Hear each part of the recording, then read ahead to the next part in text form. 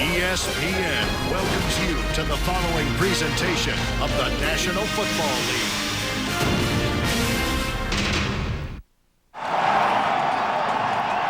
Miles southeast of downtown Buffalo, Orchard Park, New York, the home finale for the 4-9 Bills against the 10-3 Broncos. And by virtue of that Kansas City loss at the Meadowlands to the Giants, the road to the AFC West title has gotten a little bit easier for Denver.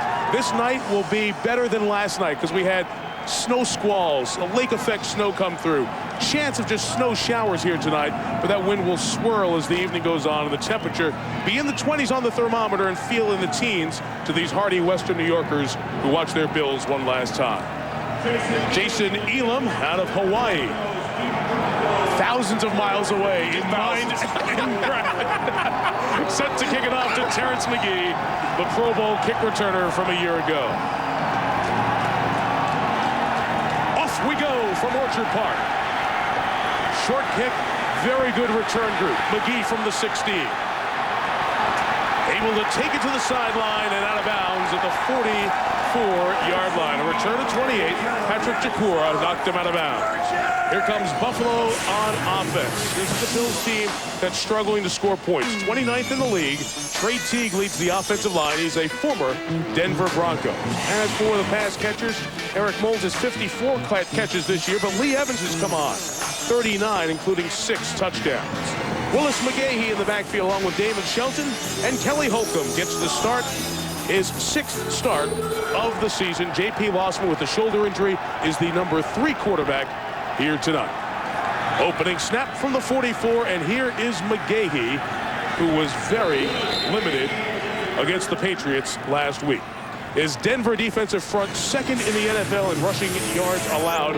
Up front, a bunch of old Cleveland Browns, including Courtney Brown, the former #1 overall pick out of Penn State. As for the linebackers, speed all over, led by Al Wilson, a 3-time Pro Bowler in the middle. In the secondary, you got the veteran John Lynch back there. Champ Bailey has an interception in 5 consecutive games. That is a Denver Bronco record. Officially a gain of 3. This is 2nd and 7 for the Bills. And Holcomb will go to the air for the first time. Throwing for Moulds. Eric Moulds, first catch, as Susie said, fan favorite, and you hear the warm welcome back for Eric Moulds. A gain of 27. And it was a beautiful route, Mike. I like to think Champ Bailey moving over, trying to show man-to-man, but it's actually his own. Eric Moulds is one of the very cute route runners in this league, does a great job, and Kelly Holcomb put it exactly where that football needed to be. Moulds only had 1 catch of over 20 yards all season until he catches that one for 27. Bills have been a very good opening drive team this year. Here is McGahee right into the middle of that front. Gets into the red zone to the 19-yard line. Well, we told you J.P. Lossman is the shoulder injury. Mike Mularkey, the Bills head coach, told us on Thursday that if healthy, Lossman, the second-year man out of Tulane, would have started. Instead, it's Kelly Holcomb, who backed up Peyton Manning in Indianapolis, then Tim Couch in Cleveland, and now here he is, preparing for the future for the Bills. But he's the present right now. And this is a great time for him to play, Mike, because he is going to get the football out of his hand. He's very accurate, as you saw in the throw to Eric Moulds, and he understands this offense and what his role is. He's okay with being called a manager, which seems to be the in vogue term at quarterback nowadays. To Moulds on 2nd and 3, give him the first down in front of Champ Bailey over at the 15-yard line. That's funny because that's the term that describes almost every quarterback on the planet. Can he manage the game? This is a manager of the game. This is definitely a manager. They want to run the football, Mike, but Kelly Holcomb is a guy that can do things just like we just saw, getting the football out of his hands. I thought what was interesting was when he named his top 3 managers in the game, he named guys like Peyton Manning, Tom Brady, and Drew Brees in San Diego. 3 guys I would have never thought would have the title of manager follow their name. 1st and 10, and Holcomb back to the air, to the end zone, too high for his tight end, Mark Campbell, and incomplete. We should point out from an injury standpoint, there's one significant one to watch for the Broncos in the secondary. Darrent Williams has been their starting cornerback, the second-round pick out of Oklahoma State. He has a groin injury, so Dominique Foxworth, who is also a rookie out of Maryland, has played well, has started a few games, has to come into that starting role tonight. Not only that, Jerome Cox is going to come in as well because he is now going to be the nickel guy. So you got a safety playing inside on a very interesting wide receiver that can basically get open and make plays. McGahee on 2nd and 10. Good patience to cut it up to the 10. We'll have 3rd and 4 coming up.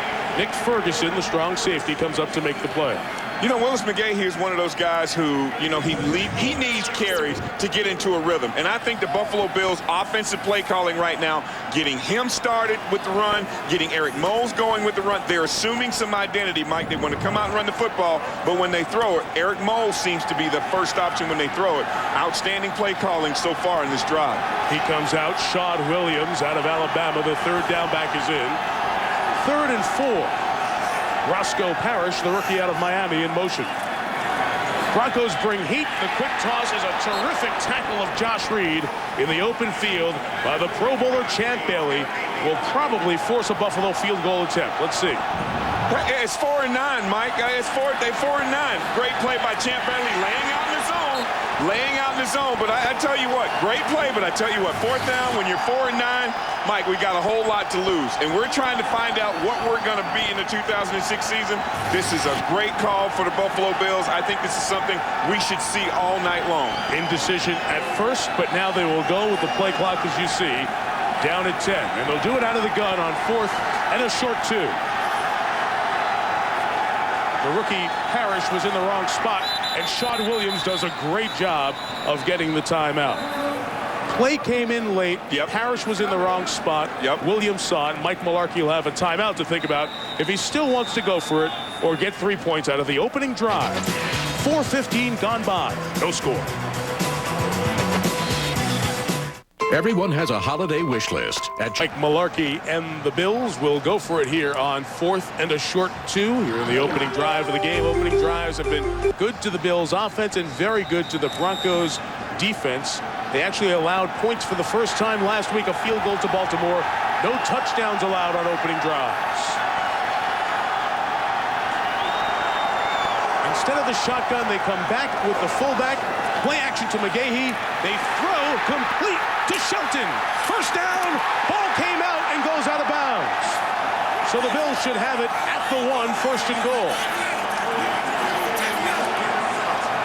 First down was achieved, and then a 4th down fumble on this play. We talked about identity in the opening, and you see on 4th and 1, the Bills come out and throw a short pass to their fullback, and I think that's something that they allow Kelly Holcomb. They know we'll protect the football. We'll get it to the right person. Now here we are, 1st and goal, with an opportunity to hang 7 on the Denver Bronco defense that's actually played pretty well throughout this season. So Shelton comes up with his 9th reception on the year, was carrying the ball pretty loosely. To McGahee. Pounding forward. And in. Touchdown, Buffalo.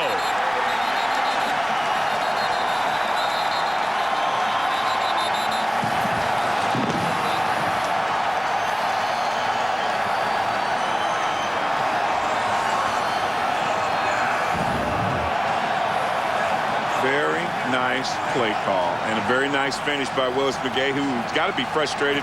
His touches are down this year, so a little extra effort, a little extra power finds the Buffalo Bills for 6 in the end zone. They bring Ryan Denny in, the defensive lineman, to help up front, and it has been a while for McGahee. Back in the end zone, his 5th touchdown on the season, a 1,000-yard season for the AFC's 5th leading rusher. Interesting guy, Mike. He's just a fun-loving guy, a guy who enjoys playing the game.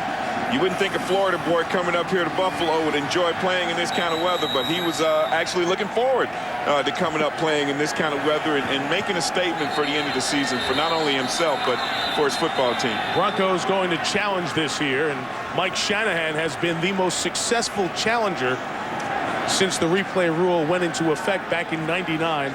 24 of 59 challenges have been reversed. Let's get another look at it.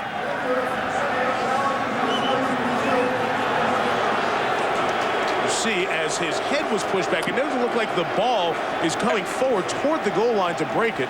That angle, it looks a little more clear. Oh, he fumbled. He did lose the ball, but the referee on that side who had that same view is the one who came in and said touchdown. Right. Question is, did he have it beforehand? We will check it out as we step out for a minute. Perhaps the Buffalo Bills are up 6. Let's look along with him. Again, a couple of things here. First, you have to look if McGahee crosses the plane and gets in for a touchdown. And right there, it looks like he does. On that look right there, it looks like he does. Now, the second thing you'll see is, does he cross the plane before John Lynch is able to knock the ball out? Right there, it looks like he does. Again, understanding that look is not right down the plane of the goal line. Then, as the ball comes out, I was hearing a lot of whistles after the official on the far side came in and signaled touchdown. That is correct. So then we don't know if it was ever decided which team recovered the ball in that pile. So Kukar looking at these replays now. Is this the segment of the show where I stick my neck out and say which way it's going to go? If you so choose. Okay, I choose not to. No, I'm going to say it's going to be reversed. They're taking way too much time. I don't think it's going to be a touchdown. You don't? No. Okay. Kukar discussing it with Bill Schuster, the umpire. And he'll come out. I think it's a touchdown. After reviewing the play stands is called touchdown. Large timeout, Denver. I can't believe Bernie did it to me like that. Mike Shanahan, as I mentioned, he has won 24 of now 60 challenges. That is the most since this rule came in. And he said, hey, Bernie, I think he wants to continue the conversation with the veteran official. But the Bills get on the board for the 6th time this season on an opening drive. Only the Indianapolis Colts have been more successful. The problem is there's not been a whole lot after the first drive. It's 6 touchdowns on the opening drive, 13 on the rest of the... Yeah, that's not very good. Ryan Lindell out of Washington State has never missed an extra point.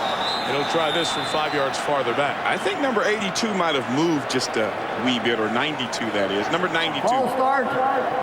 92 offense. He moved just a wee bit. Penalty.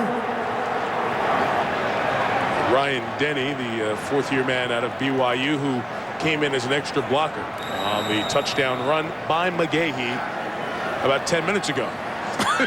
It does seem like that long ago, didn't it? And it's cold enough that you really don't have to work hard to freeze the kicker tonight. All right, so Lindell belatedly bangs it home, and the Bills are on top 7-0. Jake Plummer and the Broncos get their chance to respond as McGahee punches it in. The 4th down decision to go for it. The nice completion for Kelly Holcomb to Eric Moulds early on the drive. Been a tough December up here in Western New York. Good start tonight for Mike Mularkey and the Bills. Now the Eagles face a 4th and 26 with only 18 seconds and no timeouts remaining. Here's back to throw. New England brings pressure with the blitz. Going to the corner for L.J. Smith. He caught it, but he didn't get out of bounds. The clock is still running. Super Bowl 40 will come down to one final play. Madden NFL 2006, as real as it gets. Rated E for everyone. EA Sports. It's in the game.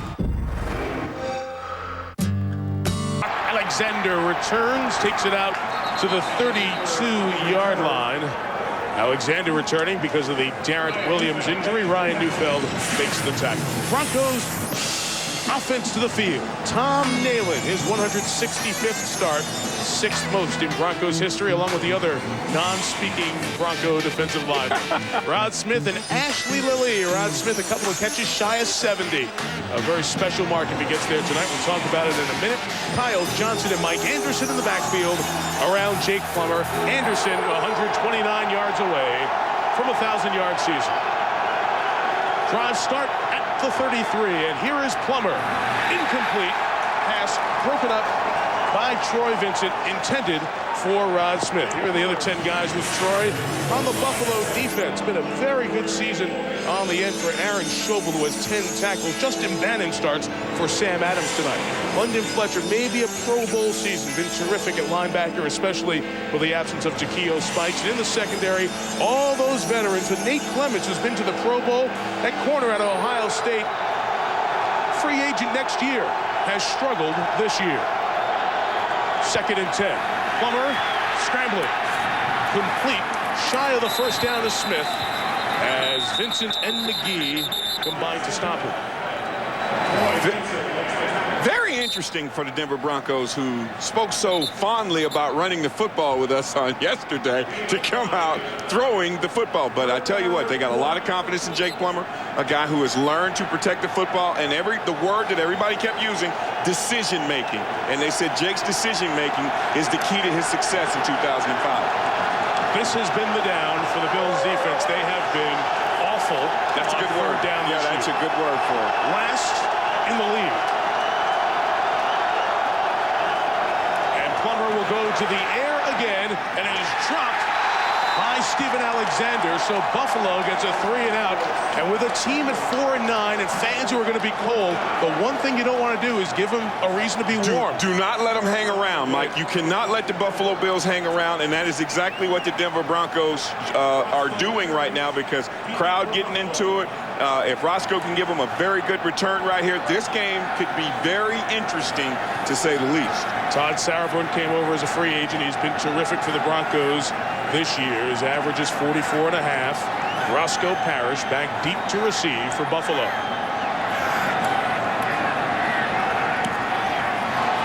Not a good kick by Sauerbrunn.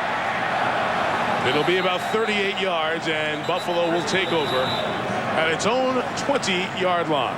Good opening drive for Willis McGahee, including the 1-yard touchdown run. Already passed his run total from last week. 30.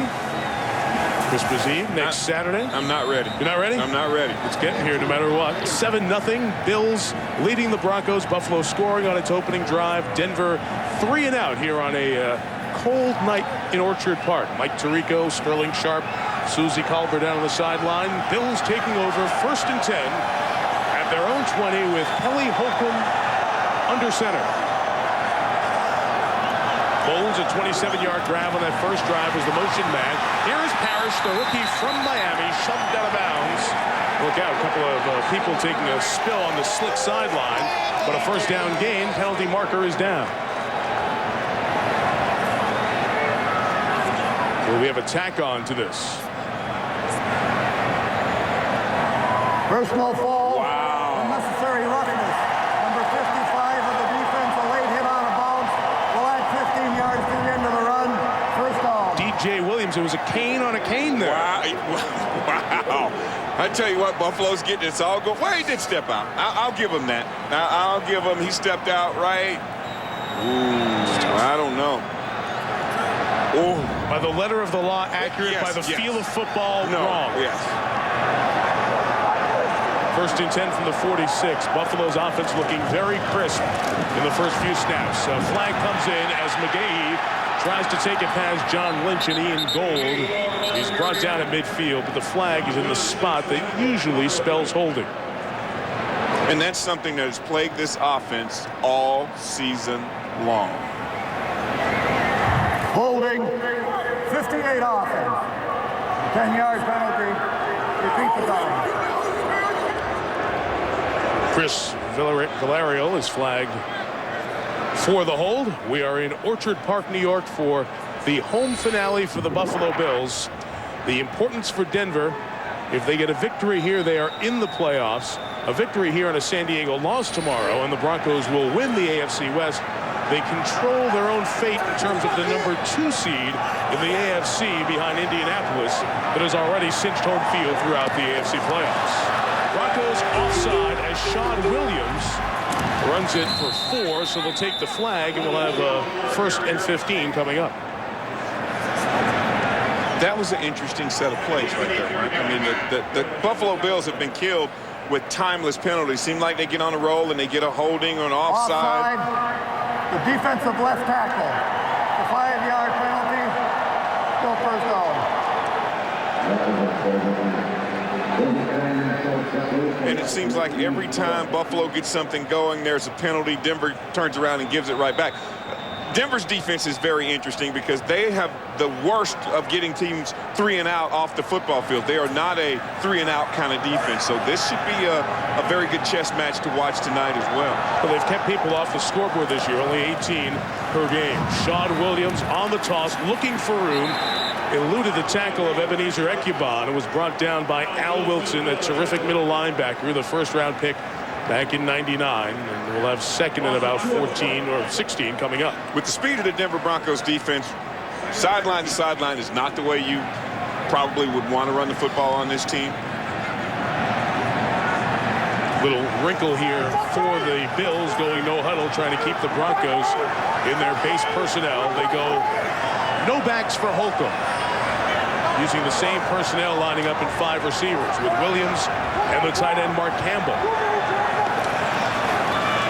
Holcomb looks for the mismatch, tried to thread it through a very tight hole intended for Eric Moles, and it was incomplete. Deflected by Al Wilson. Before third down, a reminder that our NFL double coverage weekend continues tomorrow, and with what happened today in Foxborough, this game takes on even more intrigue. The Atlanta Falcons against the Chicago Bears. You know, Mike Vick and Warwick Dunn and Algie Crumpler and Brian Urlacher, but such an important game in the NFC playoff picture. Mike Patrick, Joe Theismann, Paul McGuire will be there. They're there already. We don't get to do that. We don't get to do that. No, Susie will join them there. Game time after prime time tomorrow on ESPN. 3rd and 17. Sean Williams running. He will be well shy of the first down as he gains about 8 yards. So the Bills get the advantage of the bad punt, the 15-yard penalty, but can do nothing with it. And that's been their story offensively all season long. They start off like gangbusters, and then all of a sudden it's almost like they feel like they can exhale. And as an offense that's searching for an identity and searching for something good to happen, which is what Mike Mularkey told us on Thursday, this is not the way to start, but a lot of football left to play. Brian Moorman, who leads the league in net punting, set to kick it. Beautiful hang time. Will this bounce into the end zone? Yes, it will. Did not spin it over, so while it is a 52-yard punt, the net will be just 32. And Jake Plummer, the Broncos, all passes the first drive and a 3-and-out. See what Jake in Denver does after this. Goodyear knows you're not the only one who depends on your tires.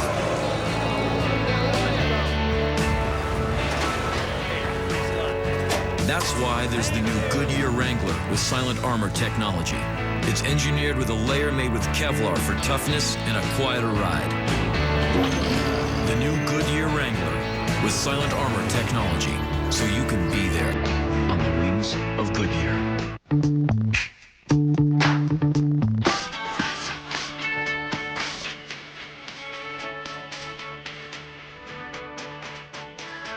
Be brilliant with a pair of diamond earrings from Zales.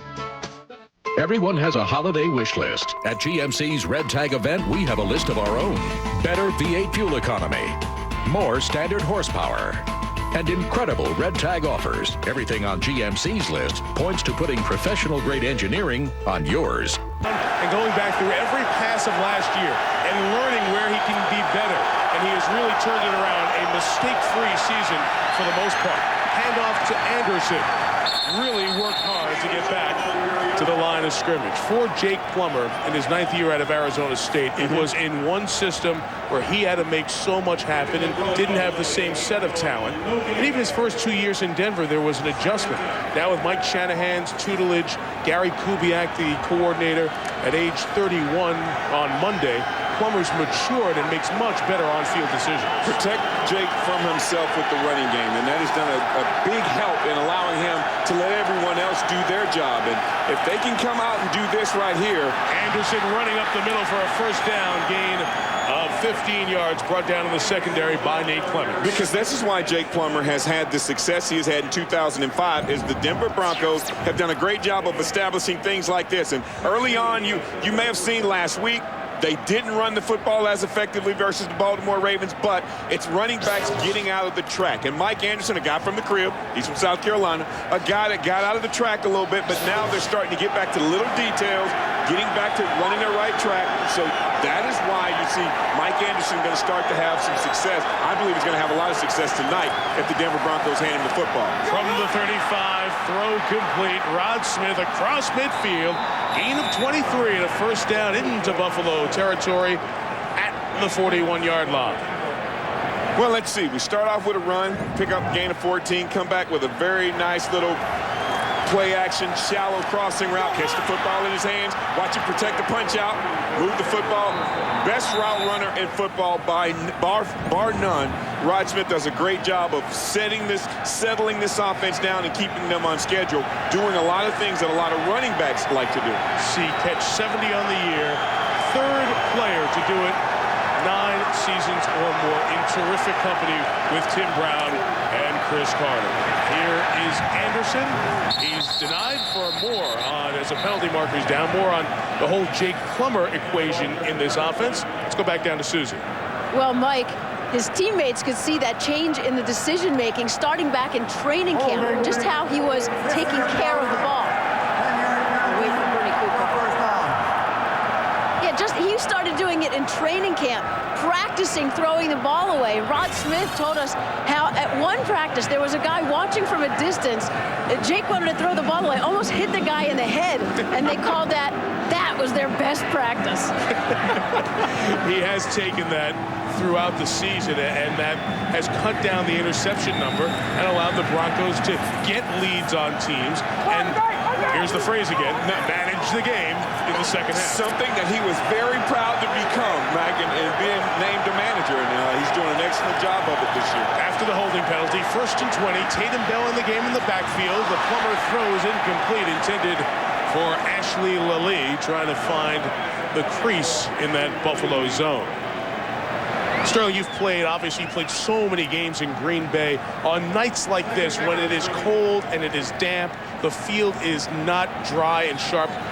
What is the most important thing for the passing game on nights like this? For receivers, make sure your shoulders are over your knees. Make sure you understand how to sink your hips, get your weight down, because it's your body weight that'll keep your cleats in the ground, allow you to get in and out of your breaks. If you can win in what we call transition, like Rod Smith does, it'll make you a more effective wide receiver. 2nd and 20. Here is Plummer with time, throwing to Smith, who is hit hard by the combination of Angelo Crowell and Terrence McGee. We will have 3rd and about 12 coming up. A lot of people may not realize this, but what Rod Smith just did, a lot of young receivers get their helmets knocked off because it's man-to-man and there's someone free in the middle. Rod Smith geared down himself, controlled his body, caught the football in his hands, and protected himself after making the catch, which is something that a lot of young guys won't or can't or don't understand how to do. Sam Adams, the big plugger in the middle, did not start. In there for Buffalo on the defensive line. Empty backfield on 3rd, and it doesn't. Bills bring pressure, ball out quick and incomplete. Nice job by Buffalo to disrupt the timing. London Fletcher from the middle backer spot forces this Denver punt. 3rd and 12, the Denver Broncos are probably going to end up punting the football on 4th down. They are not a long yardage offense. Remember, they have to run the football to set up everything they do. When they are not allowed, when Jake's a straight drop back passer, he may be below average as a quarterback in this league. But when he gets to use the play action pass, 113 passer rating, 72 passes complete. He is very effective, #1 in the NFL when he can play action pass. They need to run the football. Todd Sauerbrunn on for his 2nd punt. The stats look better than the punt did. Bill showing a little extra pressure. Jim Leonard tried to get in off the edge. Roscoe Parrish calling the fair catch at the 10-yard line. The Bills will take over Mike Shanahan's offense. Only 2 first downs on the first 2 drives. Season gets going. ESPN's Bowl Road Trip brings you a battle of 2 high-powered offenses. John Beck leading BYU against the Cal Golden Bears. Pioneer Pure Vision Las Vegas Bowl. College Game Day Bowl Special starts the coverage 7:30 Eastern. It is available, like tonight's game, on ESPN HD. The local cable operator or satellite provider. I have the information on that. If the person you love in your life is getting you an HD TV for Christmas. No. No. That is J.P. Losman. He'd like to get healthier. Shoulder injury while he is out tonight, and Kelly Holcomb is back in. Probably at this point gives the Bills a better chance of winning the football game. Offside flag as Holcomb takes the sack at the 1 by Gerard Warren, the 3rd overall pick in the draft out of Florida 5 years ago, but I think this one was offsides. And I think he was offside. Offside, 61 defense, 5-yard penalty. 4th flag on the Broncos in this opening quarter. Well, remember, Lossman was the starter, came out of Tulane, played very, very little in his rookie season of 2004. First 4 games, struggled mightily, really took advantage of being benched and getting a chance to see, from a football standpoint, what was going on in the field. I don't think he really loved it. Came back, played better until last week, the 28-point loss at home here to New England. Here is Lee Evans, good open field tackle by the 5-time Pro Bowler Champ Bailey. Will have second and about 3 coming up. You know, when you talk about J.P. Lossman, a guy that got benched early on in the season, and sometimes you have to protect starting players from themselves, first-round draft picks like he was. He's a guy that wanted to come out. He was so used to being the guy and making the play that they had to sit him down, allow him to watch, talk to Kelly Holcomb. They have a great working relationship, and I think JP is going to be the better of it. You may not see it in the 2005 season, but I guarantee you he will play a lot better in 2006 based on what has happened to him this season. 2nd and 3, and Holcomb has his pass blocked up front by Warren, who's been involved in a couple of plays on this drive. We'll have 3rd and 3 ahead. I think that was a blessing because that ball might have been going the other way had he thrown it the way he wanted to throw it. Let's just get this clear. When we asked Mike Mularkey directly on Thursday, if healthy, would J.P. Lossman have been your starting quarterback tonight? He said yes. Because of the injury is why Holcomb is in there, even though, as we said, I think you agree, the Bills might have a better chance of winning the game tonight with Holcomb in there. Definitely. Sean Williams in the backfield, Moulds in motion. This is 3rd and 3 for the 4-9 Bills. John Lynch's pressure is picked up. Holcomb throws to Moulds. Good after the catch to the 33-yard line. First down. Nick Ferguson's tackle comes after a gain of 15. And you see the eye contact that Moulds was talking about there with Holcomb? That's what you need, Mike. You need a guy that you know in a situation like this, all-out blitz coming, no Eric Moulds has man-to-man coverage, set it up, does a great job, yards after the catch, but it's just he and Kelly Holcomb being on the same page. No, it's not a hot because they had it picked up. It was able to just get the football into one of your playmakers' hands. Eric Moulds does an outstanding job, yards after the catch. He's in the game plan tonight, Mike, so he's definitely very focused. Mark Campbell, the tight end, turns it into full motion outside of the receiver as Holcomb goes back to the air. Off the hands of Evans. Lee Evans had a chance. I think he sensed that little crease to run downfield before he came down with it. You know, I thought he sensed a little something else, Mike. Oh, there could be contact after this catch, and I thought he looked upfield.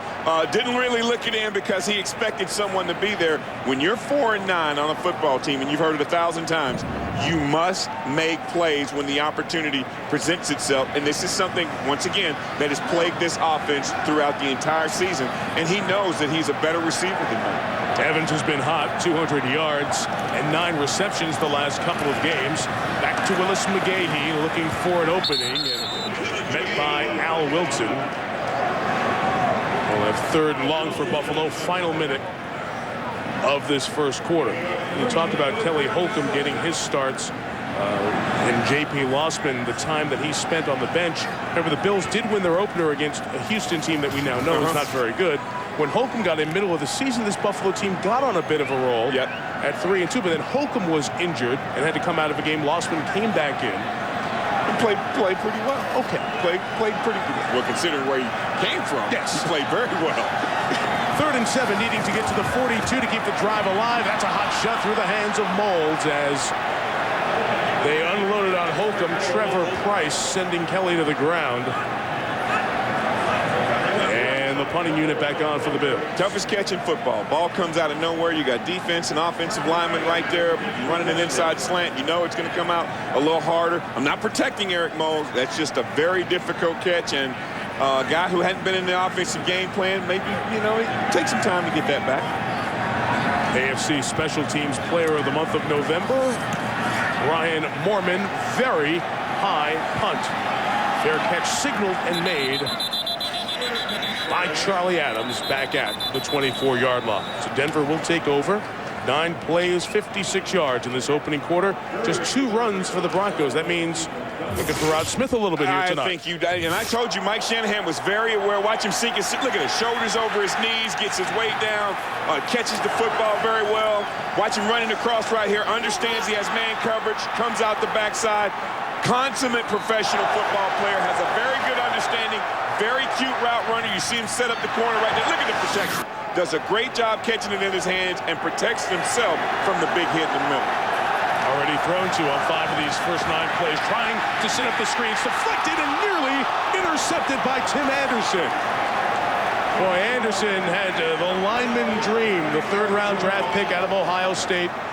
In his 2nd year with the Bills, saw a great opportunity, tumbling about 6 inches away from his hands. And that's the thing with this defense, Mike. With all the injuries, they have a bunch of guys that are basically playing the overachiever role. We're not talking about ability. We're talking about once they line up to go out and do what their job dictates that they do. And right there, guy fighting so hard to get to the quarterback, got his hands on the football and couldn't come down with it.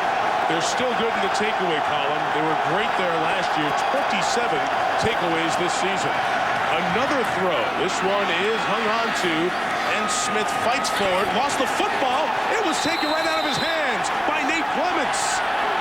Now the officials are discussing it. Was he down? It looked like Clements ripped it right out of Smith's hands. That was his forward. It is Buffalo football. Good call. When you're 4-9, special players have to make special plays. Now this is interesting.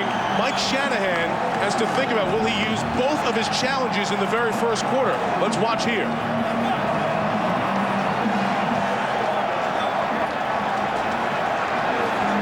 He got it out. Ball was free before he came down. He got it out. He did a great job. He got it out. There was no whistle.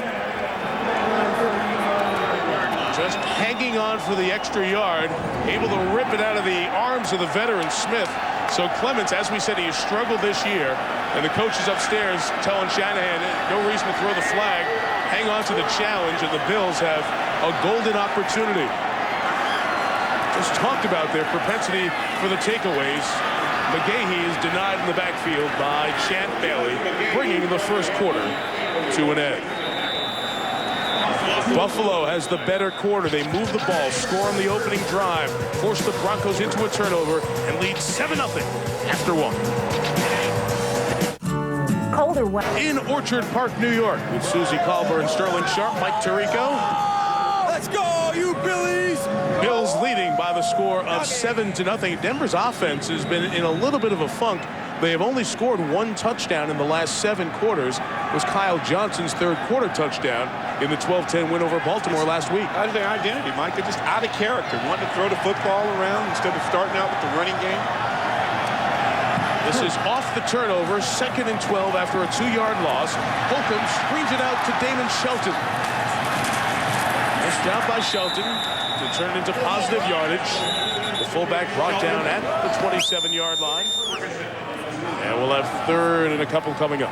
I'm impressed with the Buffalo Bills' intensity. The way they lost that football game last week, and you watch Shelton right here, the contact, run after catch. I'm impressed with their intensity. I'm impressed with their preparation. I'm impressed with the fact that at 4-9, they're playing like they do have something to play for. I'm definitely impressed. On a night like tonight, wow, we got a flag. Legal substitution, 12 men in the huddle. It's a 5-yard penalty, still 3rd down. It's a bad mistake when you are 3rd and short. Encourage some of the fans to get out Mike Mularkey. There have been headlines questioning if Mularkey would be back for a 3rd year. He's in the 2nd year of his 5 years, $7.5 million contract, former offensive coordinator with Pittsburgh. Sterling, when I look at this team, I don't see personnel that fits what Mike Mularkey wants to do necessarily long term, and that's control the ball with the ground game, the tight ends, and occasionally the field. I think that's the offensive line, and I think that they're in a growing process, and I think that eventually he will get what he wants, and this will be a totally different Buffalo Bill offense. Roscoe Parrish, the speedy receiver, in motion against just a 3-man rush. It is incomplete, intended for Lee Evans underneath. Actually, it was a 2-man rush by the Broncos. They dropped 9 on Holcomb that time. I think the Denver Broncos are definitely getting ready for the playoffs, Mike, because it looks like a defense that we have never seen before. But Lee Evans, once again, having a football go right through his hands, a catchable football go right through his hands. What are you going to do here from the 33-yard line with Ryan Lindell? Will you bring him out for a 50-yard field goal, maybe 51 officially? The wind is swirling here tonight. The stadium sits down in a little bit of a bowl. A bill is coming on late to get 11 on the field. Just hit a right to left. Right to left. 51-yard attempt will turn into a quick kick. They put Lindell, the place kicker, down as the holder. Morgan back there to kick. And the fans don't like the cute wrinkle of the attempt because it's only a 13-yard net on the puck. Bronco ball when we come back. With iTunes. Visit Motorola.com for details. UPS, what can Brown do for you? And Citi, credit card and financial tools to help you live richly. Helio DePaulo's one of the favorite eating establishments in Buffalo. They send holiday greetings as the Broncos take over at their own 20. Mike Anderson, a gain of 5. SportsCenter 30 and 30, and here's Chris Berman. Mike, shouldn't surprise you. We've eaten and enjoyed it at Helio DePaulo's. Boy, the Giants enjoyed Tiki Barber today. 220 yards. That's a team record, and the Giants game and a half up now in the NFCs. They beat the Chiefs 27-17. Sad note, Wayne Gretzky, indefinite leave of head coach of the Phoenix Coyotes, go back to Ontario to be with his mom, who has lung cancer. Our thoughts are with the great one, Rick Tocchet, takes over on an interim basis. By the way, at least thus far, Mike and Sterling, they're circling a wagon. They are indeed, Boomer, as you see the handoff to Anderson, who is able to get to the 28-yard line. We'll have 3rd and 2 coming up.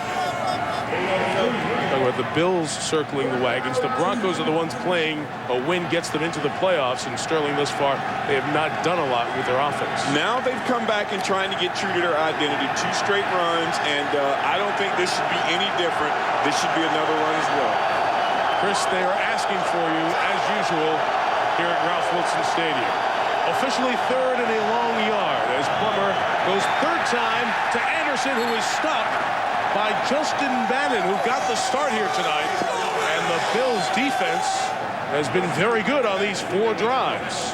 I'm impressed with the circling of the wagons by the Buffalo Bills, playing on the offensive side of the football. Troy Vincent said this. London Fletcher said that. For them to be successful versus this Denver run game, the defensive line has to play in the backfield of the Denver Broncos. Bannon just flat out beat George Foster yes, he did. there. Yes, he did. Able to get penetration, which is usually tough against the zone blocking that the Broncos are known for so long. Sauerbrunn set to kick it away.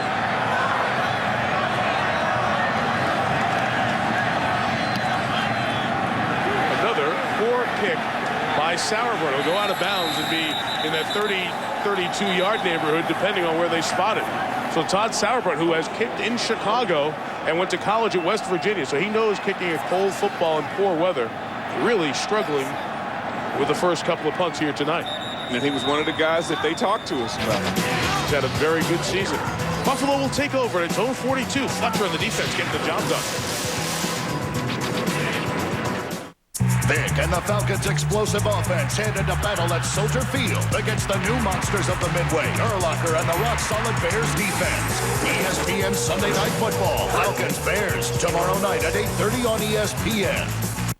Reasons to buy your next pre-owned from Medved. 1. Medved has acres and acres of inventory. 2. If Medved can't get you financed, don't even try anywhere else. 3. Push it, pull it, drag it. Medved will give you at least $3,500 for your trade. And if it's worth more, Medved will pay more at the home of the original push, pull, or drag. On the I-25 corridor, depart the 181 ramp, Castle Rock, or on I-70 in Wheat Ridge. Exit Kipling, exit Ward, but exit the giant Medved Autoplex. Behold the beauty of Stickley. Elegantly carved, superbly handcrafted, timeless furniture that will last for generations. At Stickley, our talented interior designers will help you put together a room to suit your lifestyle. From marvelously modern metropolitan to the timeless purity of Mission, our exquisite collection of hand-woven oriental rugs and sophisticated accessories will help put the finishing touches on any room. And Stickley has Colorado's best selection of other fine brands such as Bernhardt and Henredon. Visit Stickley Furniture in Centennial or Westminster. We can make your home beautiful. Ding! You are now free to dip your toes in the ocean. Ding! Ding! You are now free to see an old friend. To forget what traffic sounds like. Free to find your favorite state flower. Ding! Ding! That ding is just cracking me up. You are now free to get a low fare, even at the last minute. Ding! Ding! You are now free to follow your favorite team. Ding! Ding! You are now free to enjoy low fares coast to coast. With frequent nonstops to 61 cities. You are now free to move about the country. Offense led by Kelly Holcomb out of Middle Tennessee in his 9th year. This is Buffalo in good position, leading here 7-0. Bills take over after the 30-yard Sauerbrunn punt at their own 41-yard line with Trey Teague, the former Broncos, snapping it to Holcomb. First down, play action, time, down the middle. There's Eric Moulds again to the 32-yard line. Give them 27 and a Buffalo first down. Very nice route. Very nice time by the offensive line. Kelly Holcomb getting the football out of his hand, but Eric Moulds, watch him use his speed to get up the field. Now watch him gear it down to stay in the hole. Don't run himself out of the hole, and a very nice throw by Kelly Holcomb. Very nice, tight spiral. In this weather, easy to catch. Put it in a place where the receiver could catch it. Yards after the catch. Almost knocked Nick Ferguson out. Nice play. Another catch over 20 yards for Moulds. That's 2 in the first half. He only had 1 in the first 13 games of the season. Penalty marker comes down, stopping this play. Ball start. 58 offense. 5-yard penalty. Still first down. Let's go down to Susie. Well, Mike, you can see Kelly Holcomb is playing for respect and pride. He said to the young guys on this team, if you don't think people are watching because we're 4-9, you're wrong. And he knows from experience, his first year in the league, he's playing for Indy. They're terrible. They're 3-12. It's the last game of the 97 season. He goes in, but his head was not in the game. He was 5 of 8 for 29 yards, 0 TDs, 3 interceptions. No ball hit the ground, but that wasn't a good thing, right? No, that's not a good thing. Holcomb, double pump, sees nothing open. Tried to escape, but he was brought down by Al Wilson. Sacked back at the 42-yard line. Good job in coverage that time from the Broncos, giving Wilson time for the loss. And this is not a Bronco defense that puts a lot of pressure on the quarterback, but Al Wilson is in a green dog. He's got the back man-to-man. He sees the back try to block. He gets out, does a great job of closing on Kelly Holcomb. Outstanding job by Kelly Holcomb, though, not forcing the play, but accepting what the defense has just given him. That game Susie just referenced with Kelly Holcomb, that was the last game of the season. The first game they played the following season when the Peyton Manning era began. Oh, yeah. Holcomb was his backup with the Colts. His throw there is incomplete. Lee Evans didn't have his head turned as Holcomb was getting lit up. This Broncos defensive front tied for 30th out of the 32 NFL teams in numbers of sacks. Right. Has been getting good pressure at times here tonight. But Roscoe Parrish might be still asleep because Lee Evans must be still asleep because Holcomb does a great job of retreating, getting the ball out versus that pressure, and Lee Evans doesn't have his head around for a potential catch and to make this third down a lot shorter. And those are the demands of a confident quarterback who knows what he's seeing. Yes. He can show that frustration where Lossman can't do it. Movement. That's the second time that Valerio has moved on this drive. Third flag of the game. 58 offense. 5-yard penalty. Still third down. Tough game here for Chris thus far in his 10th year in the league. Has been bothered by a hamstring injury. His practice time limited. Yes. 2 of the last 3 weeks. Mike, just a second ago, I stood up and the ball was on the 31-yard line, and all of a sudden now, which way are they going? Well, you sat down as they've backed up to the 47. 3rd and 25 for Holcomb, making his 6th start on the season. Again, Denver dropped 8 in coverage. McGahee, the only option, just a gain of a yard.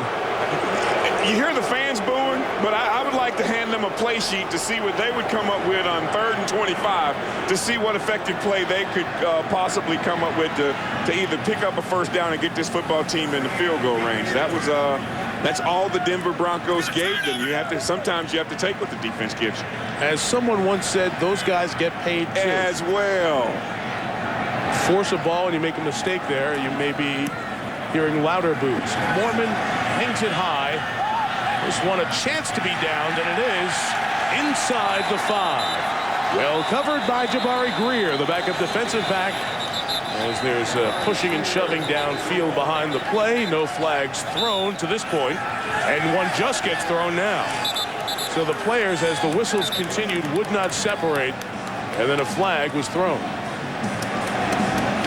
38-yard punt by Mormon, but very effective, as it'll stop Buffalo or Denver inside the 5, depending on the flag. You think their officials are huddling to keep warm, or are they really talking about what this flag is all about? I think they're trying to keep warm. They don't get the opportunity to come sit on the heated bench on the sideline when offense or defense is off the field. So, yeah, let's just stand here, guys, and talk amongst ourselves, maybe collect some body heat, get ourselves a little warm. See some of the fans with bags on their head. They are frustrated. It has been quite some time since the Buffalo Bills were successful, and the folks here don't realize how spoiled they were in that fabulous era of Marv Levy, Jim Kelly, Thurman Thomas, Andre Reed, Bruce Smith, Cornelius Bennett, etc., etc. But also, Mike, remember, this year was supposed to be the year. You know, defense number 2 straight years in total defense. This was supposed to be the year. Not what was 9-7 last year, just outside of the playoffs, an opportunity. So this was supposed to be the year. So, you know, they're sick and tired of waiting for next year. All right, here's the Kukar call. The British going to come with the explanation first. The 9-7 came after an 0-4 start to the season in Mike Mularkey's first year, and then they were within a game of the playoffs but lost to Pittsburgh's backups. And Willie Parker. Yes. Yeah. When we learned who's figured out who he was. As the Steelers were protecting for their playoff games, Parker and the Steelers, essentially reserves, came in, beat Buffalo, keeping the Bills out of the playoffs. Right. That's why expectations were so high this year. They came out of the gate, beat Houston, but then lost 4 in a row. And the season has tumbled south since then. I'm listening to you, and I'm going to sidebar a little bit, Mike, because you just mentioned the Pittsburgh Steelers did it last year, resting their starters. The thing that I find interesting is everybody's wondering what Indianapolis is going to do, and it's no guarantee that you rest guys are going to get to the Super Bowl. This foul comes after the play was over, and the discussion with Mularkey of what to do. Ineligible remember the kicking team downfield. We had personal foul by the receiving team. We're going to re-kick the football. What? Yes. It doesn't seem as though that should have taken that long. I never saw the ineligible receiver downfield flag at the line of scrimmage. Coach Mularkey and I are on the same page on this. Coach Shanahan and I are not on the same page. But, yeah, I mean, I thought the personal foul was a post-possession foul because, you know, the ball had already been touched down. Shows how much I know, people. So we'll get this re-kicked from the 45-yard line. I'm telling you, Mike, the officials are cold.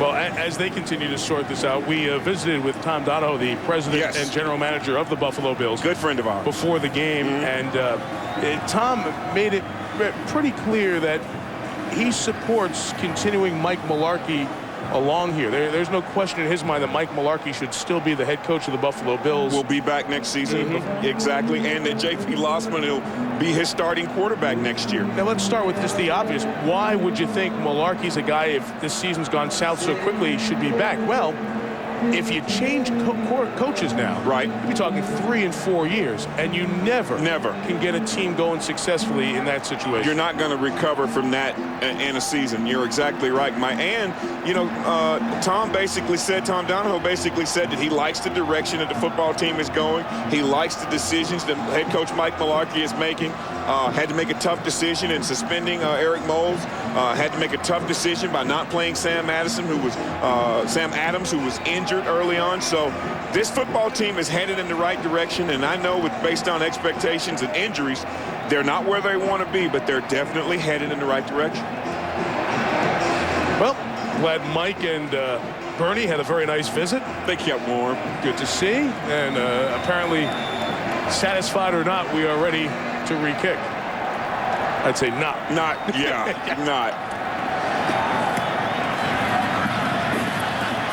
This one will be caught by Charlie Adams at the 15-yard line. So the offsetting penalties means a 12-yard change 30 yards on the net. We will return to see if the Broncos offense can get going.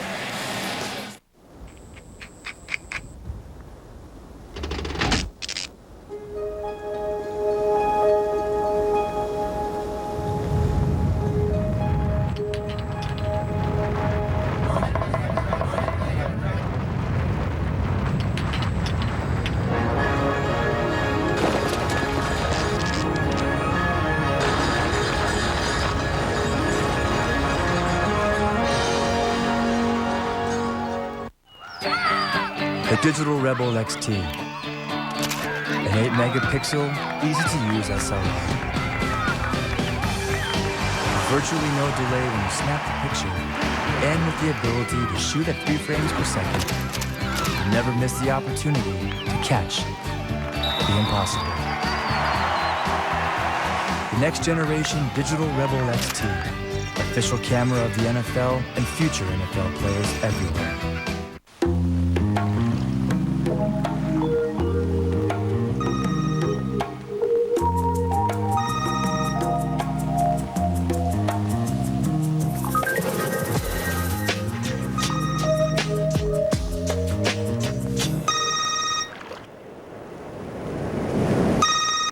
Hello?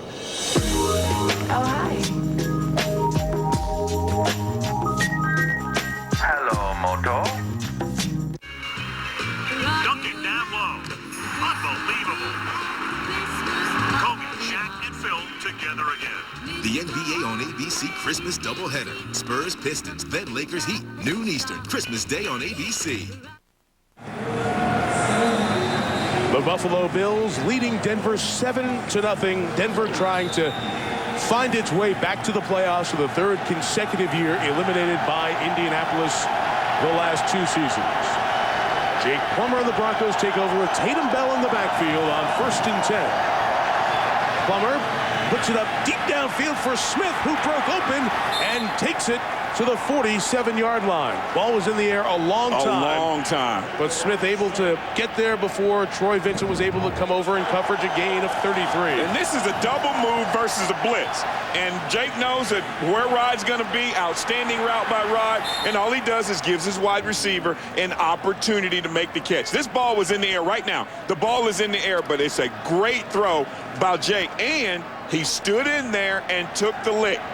And that is a very nice job by quarterback and wide receiver. Now here he is on the boot for the first time here tonight. Nothing open downfield, and he has to throw it at the feet of Steven Alexander, and the pass is incomplete. Chris Kelsey coming in and pushing. Now, the Broncos are stumbling through the start of this game, and this is a very important game, and here's why. With the Kansas City loss, Denver could actually clinch the division tomorrow if they win here tonight, and the Chargers lose or tie to the 13-0 Indianapolis Colts. On its own, the Broncos are in the playoffs if they win tonight. They might not want to go to the playoffs, Mike. Or the Steelers and Chargers lose. With 5 rushes for 24 yards so far in this game, they do not want to. Well, 6 rushes for 5 rushes for 24 yards. They do not want to go to the playoffs. And they likely will not run by design here. Bell sets him up as a receiver. Smith complete. Rod takes it for the first down inside the 40 into the 37-yard line, a gain of 14. You know, my job at the NFL Network, I get an opportunity to see the same video that the players do. Great route, very good route recognition and throw by Jake. I get to see the same offensive sets and defensive sets, and the Denver Broncos obviously see something in the Bills secondary that they want to exploit, because they are throwing the football like there's no tomorrow. And Rod Smith is doing most of the catching. He has 6 grabs for 100 yards in the first half. Tatum Bell is stopped. Continuing ineffectiveness of the Denver rushing game. Justin Bannon in there on the tackle. So Smith, who came in with 68 grabs, is approaching another 1,000-yard season. Only undrafted player to go over 10,000 yards in NFL history. Set that mark earlier this year, and just continues to be a great example. Just a special guy, Mike. Just a great work ethic. Won't take a day off because he wants to show the young guys what working is all about. Outstanding talent, durability, longevity. 2nd and 10 for Smith. Incomplete. Contact will draw a flag. Smith was pushed in the back as he made his cut. Nate Clemens trying to claim it was within 5 yards. But line judge Tom Barnes threw the flag, and now it's being discussed. Within 5 yards with his hand still on him while the ball's in the air. I don't think you can do that.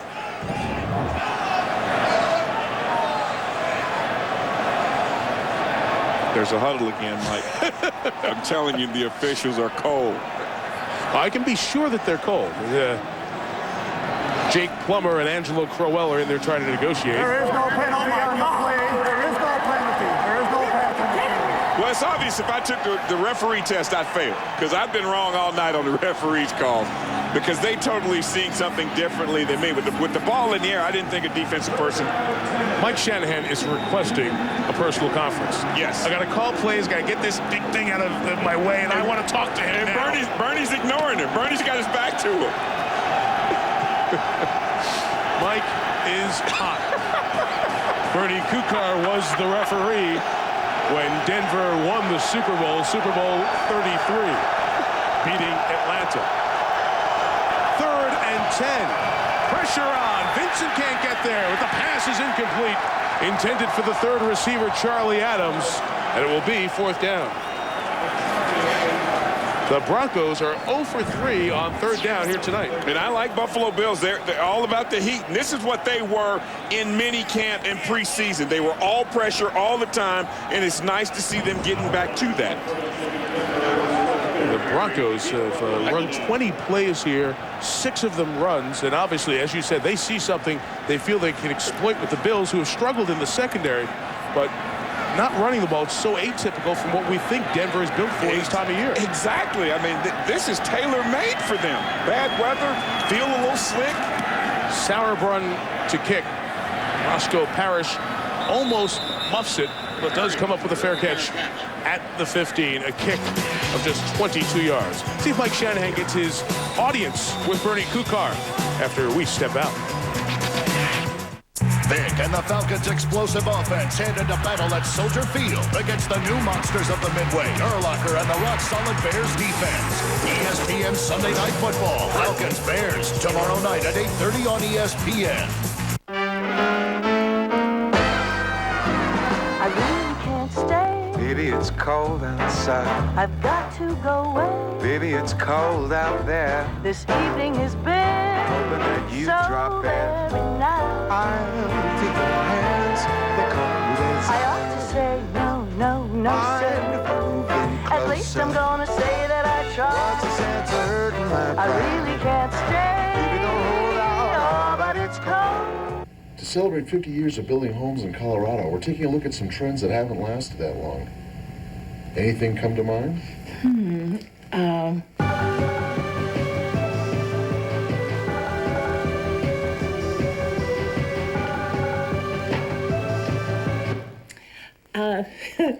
No, nothing comes to mind. No.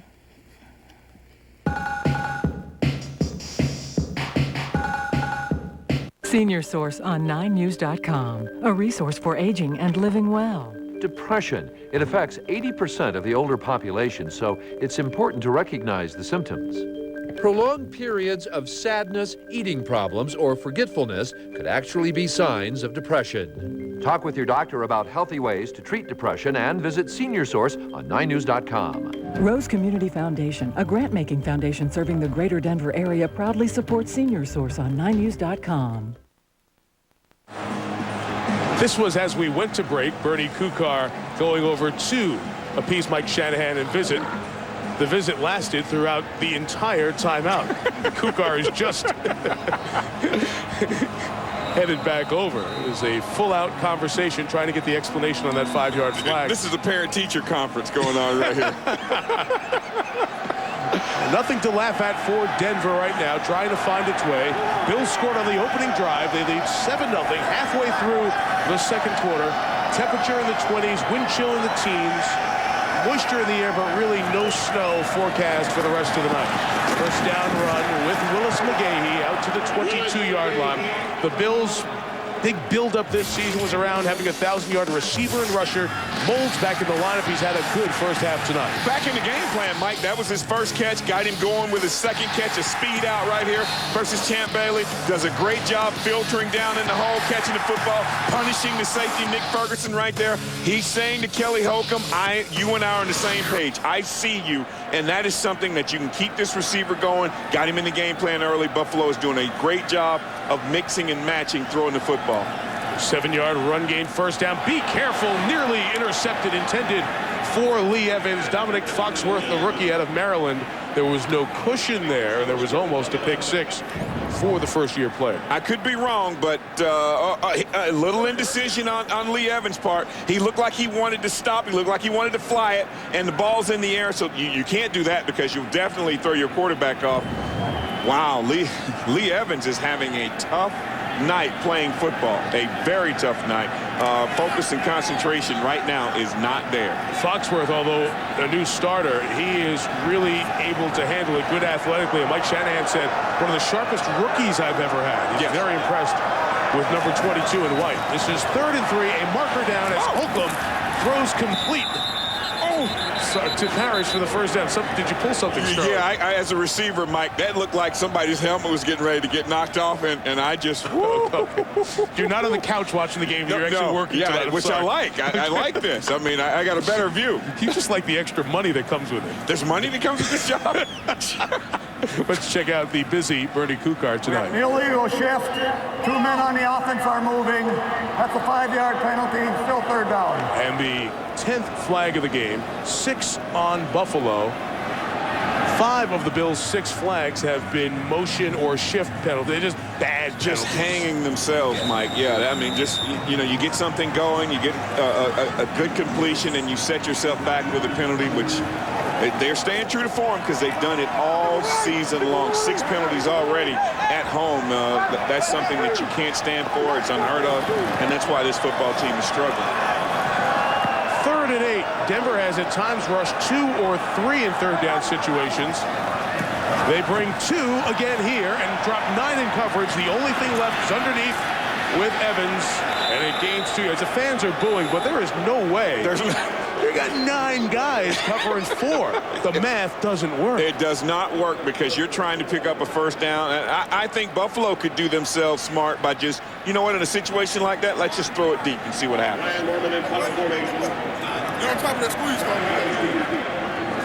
This time, Denver has the chance to get good field position. 5th punt for Brian Moorman out of Pittsburgh State. The former Gorilla gets his best kick of the night, 52 yards. Sending Adams back, and he's brought down by Jabari Greer. Nice special teams back-to-back punts for Jabari Greer. 7-0 Buffalo as Plummer and the Broncos come back on the field.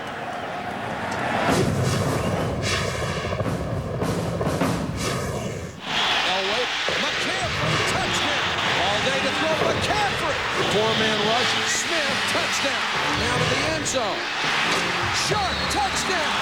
John Elway has time, he's going to kill you.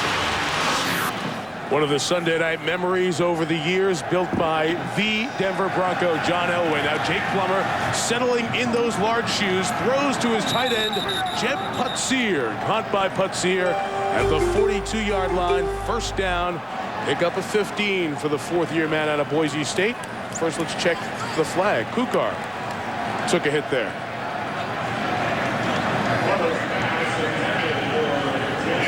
Holding 65 on the offense. 10-yard penalty, still first down. Cooper Carlisle flag there. We show those Sunday night memories and bring up John Elway. And Sterling, as you well know, especially Shannon having the opportunity, your brother, to be around him. Just a terrific record, really defined the position in so many ways. The face of this franchise. Since John Elway left the Denver Broncos, they have not won a playoff game. And at the rate they're going now, Mike, they're not going to get in the playoffs to win a playoff game because they're just straight drop back passing and allowing the Buffalo defense to tee off another sack. Plummer with very few options and good rush from the Bills. Jeff Posey, the strong side linebacker, comes up with that one. You hear us talk a lot about identity, and this is not who the Denver Broncos are. Jake Plummer is not a drop-back passer. The Denver Bronco offense is not a drop-back passing offense. The offensive line is not a passing offensive line. So everything that the Denver Broncos are not, they seem to be trying to get done in this football game, which is why they are not having any success offensively. Second and 20. Ashley Lely can stretch the field, has been quiet tonight. In motion. Plummer throws for Putsier, who eludes Lawyer Malloy, slides on this slick surface at the 45. First down and a gain of 28 yards. Okay, you can't allow that to happen if you're a defense. I mean, you got them exactly where you want them. You got them one-dimensional. You know they're not going to run the football. And an outstanding throw again by Jake Plummer. Ball was thrown well before Jeb came out of his break. Lawyer Malloy had good position. Jeb had a step. Outstanding delivery of the football. Ladies and gentlemen, we have ourselves a first down. You see how slick some of the spots are on this field. I'll talk about that in a second. That was the first catch by someone other than Rod Smith in the road wide of Denver tonight. Plummer's throw, beautiful hands catch by Smith. That is, you like that, didn't you? I really did. Seventh grab of the night. He's at 108 yards. We'll have 2nd and 2 coming up. I really did, Mike. Settled in the hole. Watch him run his route. Watch him find himself the hole, though. This is what's cute. Look at him. Don't run out of the hole. Make the grab in his hands. Now, that's all I can get. Lay down. Gain of 8. 2nd and 2. Hey, talk about the field here real quick. It was covered after the game last Sunday against New England here at Orchard Park. Since then, there's been everything. Rain, freezing rain, snow. The tarp somewhat froze to the field. Anderson running for the first down across the 45 and to the 43-yard line. That will be first down number 7 for the Broncos here tonight. So it took them about 30 minutes longer than normal to get the tarp off the field. And as we arrived about 3 hours before kick, they were scraping at this AstroPlay surface trying to get the ice off. And the guy said, hey, it's better than last week. Yes, he did, Mike. And you can see that the Denver Broncos are doing a very good job of keeping their footing as well. 1st and 10. Denver trying to mount a touchdown drive. They've been few and far between the last 3 weeks. Complete to the 36-yard line for Smith again. His 8th grab of the first half. There you see just 1 touchdown in the last 23 possessions. That was to Kyle Johnson in the 3rd quarter last week of the win over Baltimore. So this goes back to the first half of the Kansas City game. Right. Remember, in the game against the Chiefs, they only had the 2 field goals in the 3rd and 4th quarter. Right. I mean, it's an offense that's definitely out of character, and throwing the football seems to be something that they are desperately wanting to do. Now Tatum Bell hits the crease to get to the 28-yard line and a first down. Troy Vincent and Lawyer Malloy, the Pro Bowlers, with the stop at the safety spot as we get to the 2-minute mark of this first half. Anderson, Bell, the backs and company trying to get the Broncos on the board.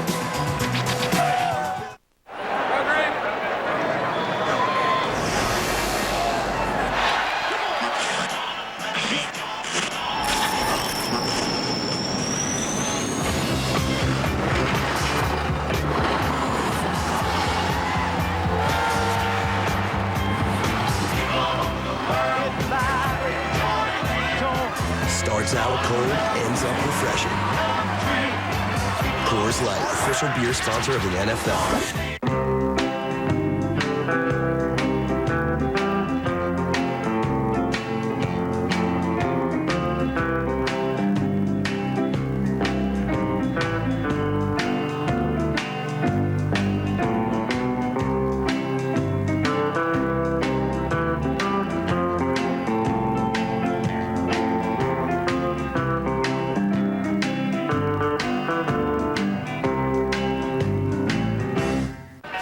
Sympathetic car rental.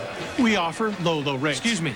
I've been in this line forever, and where are my member savings? Somebody needs a hug. Who do you think we are? Hertz? Hertz #1 Club offers special savings, gets you to your vacation faster, and lets you reserve a specific brand and model. Sign up free at Hertz.com. Car reservability at major airports and select vacation locations. Where you at, 85? It's an NFL world, and we're living in it. 2-minute warning here in Buffalo. Bills defense trying to stop the Broncos, keep them off the scoreboard. It'll be 1st and 10 at the 27. As you see, it has been a heavy night of passing for Denver. Same true for Buffalo. About 2/3 of the plays in this first half have been via the passing game. I never guessed that with this weather and this field. See if the Broncos can keep the momentum of this drive against the Bills' pressure. Plummer escapes as he does so well. First down and more for Plummer inside the 10-yard line as he slides and is very slick on this sideline and that warning track around it. It will be 1st and goal after a 17-yard run. Very nice job. And you know what? We talked about Jake's decision-making. Very decisive here, decides to run. I thought right here he should have gotten down and didn't have to take that unnecessary hit, but very nice decision-making by Jake Plummer. Need to protect the ball a little bit there. You don't know where defenders are, but does a very good job showing speed, gets the ball out of bounds, puts the Broncos in great position to score points. Of course, that is why he earned that snake nickname at Arizona State. He has an uncanny knack to still hit the button at the right time. Big run easily for Bell into the end zone. Touchdown Denver. A penalty marker is down. This is coming back. I think Lawyer Malloy was held.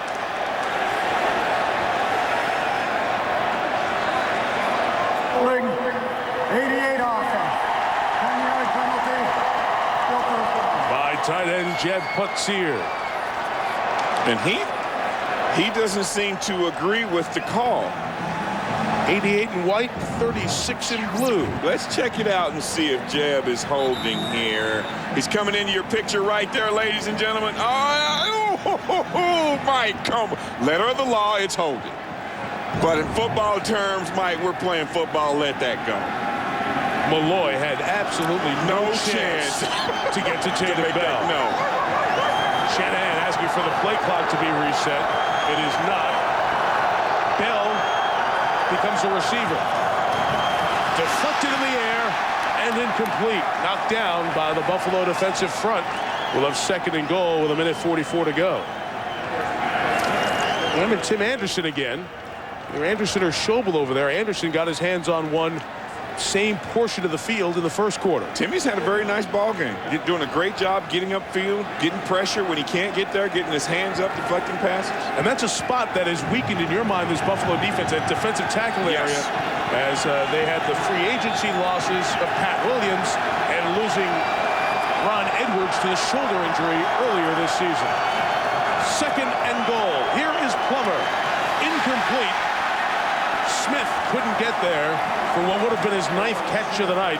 We'll have 3rd down coming up with 99 seconds till halftime. Just can't seem to get it going. I'm trying to see. Ball comes out of nowhere. It's thrown. It's leading him a little bit more. He knows there's contact at the end of that. And Jake has to be able to see that it's his own defense, and he's got to protect his receiver, Mike. I'm seeing receivers not being as crisp as possible. Maybe that slick field's affecting timing a little bit. Definitely. It's a combination of the field. Fans on their feet here at the south end of Ralph Wilson Stadium as Plummer throws to the end zone for Alexander, out of bounds, incomplete. And we'll have a penalty flag down, back by Jake Plummer. Alexander sliding in that slick edge of the field. Is this roughing the quarterback? Personal foul, roughing the passer, 29 defense. Half the distance to the goal, first down. Eric King, the 5th-round draft pick, rookie out of Wake Forest. Very few plays tonight. A bad play penalty. there. Yes, it is, Mike. Yes, it is. We got an incomplete pass. Looked like the Broncos are going to have to kick a field goal. And just that little push right there, ball was gone. It's a 15-yard, half the distance penalty gives the Broncos a new set of downs to possibly get the running game going again. Plenty of time for Denver. Minute 34. 2 timeouts and 1st and goal. What an awful penalty that is for the Bills. Plummer for the end zone for Lilly. Incomplete. Good fight in the air with Terrence McGee. Lawyer Malloy trying to help just in case. It's zone defense. I mean, it's one of those things that you have to have the ability to get out of. It wasn't a very good disguise. It's basically a cover 2, or if you're a West Coast offense team, it's cover 9 is what you call it. But safeties are deep, corners are bailing, looking back inside. It's one of those plays you really need to get out of because you really don't have a chance of completing that football. Lilly has a half-foot size advantage. That's still there at the top of the screen. Play 12 of the drive.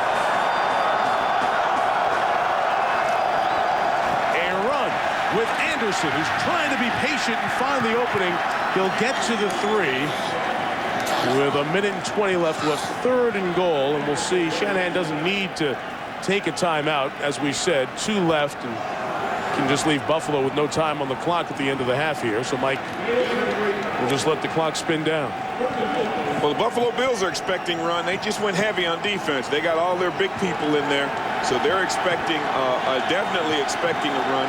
Can take it all the way down here and then take the timeout. It'll serve the same purpose. Yes. And Jake Plummer will go over to Bernie Kukar and take the timeout with 51 seconds remaining before halftime.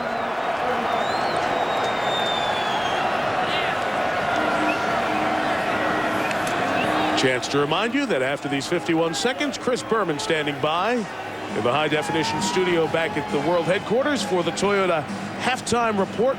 The Patriots, how dominant did they look today? Shutting out Chris Sims and the Bucks 28-0. Highlights of the Tiki Barber show at the Meadowlands and Big Day College basketball with some upsets. Chris will have all that. Toyota Halftime Report coming up. And don't forget, Chris and the guys with Sunday NFL Countdown tomorrow morning at 11 a.m. Let's go down to the field and Susan.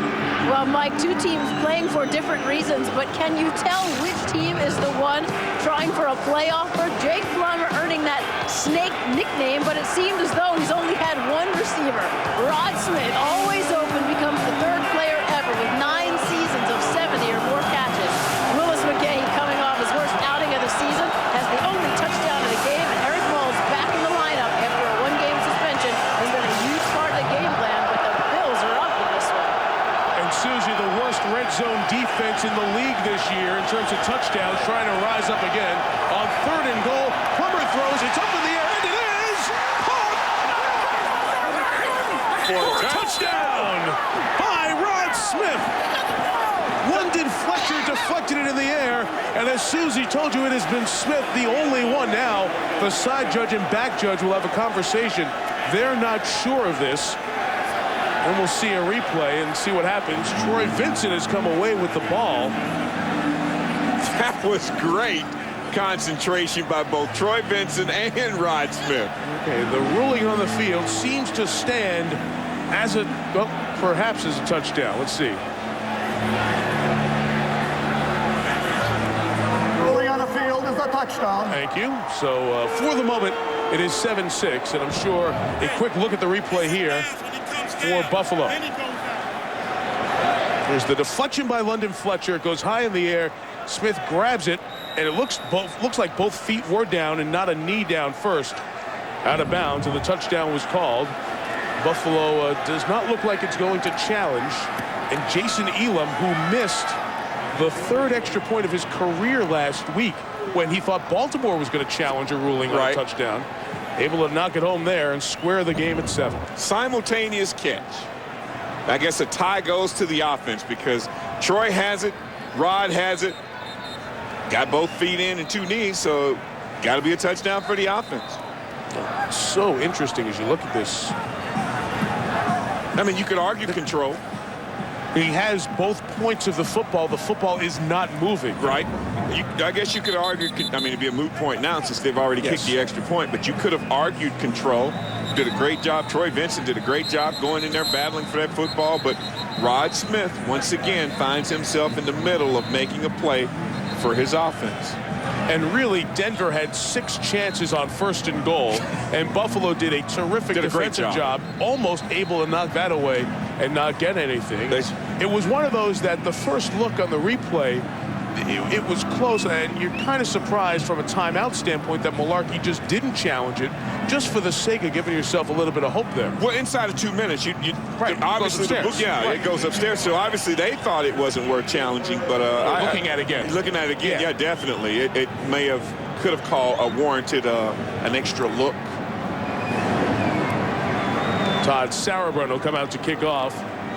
Rod Smith has caught 9 of the 10 passes that Jake Plummer has completed here in the first half.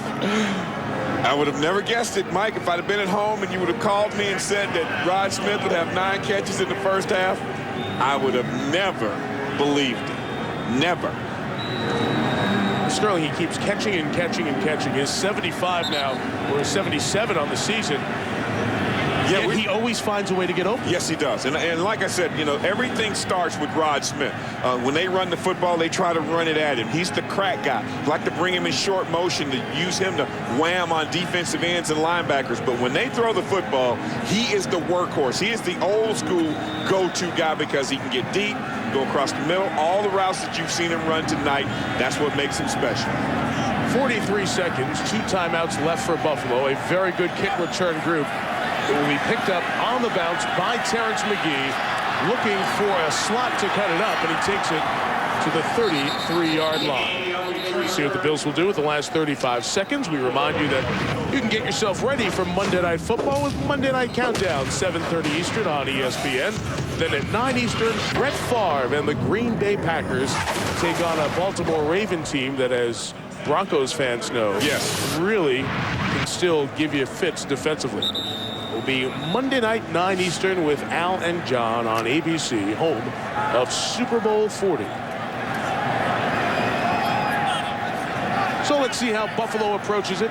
35 seconds and a couple of timeouts. Sean Williams, the back next to Holcomb, off his hands and nearly intercepted.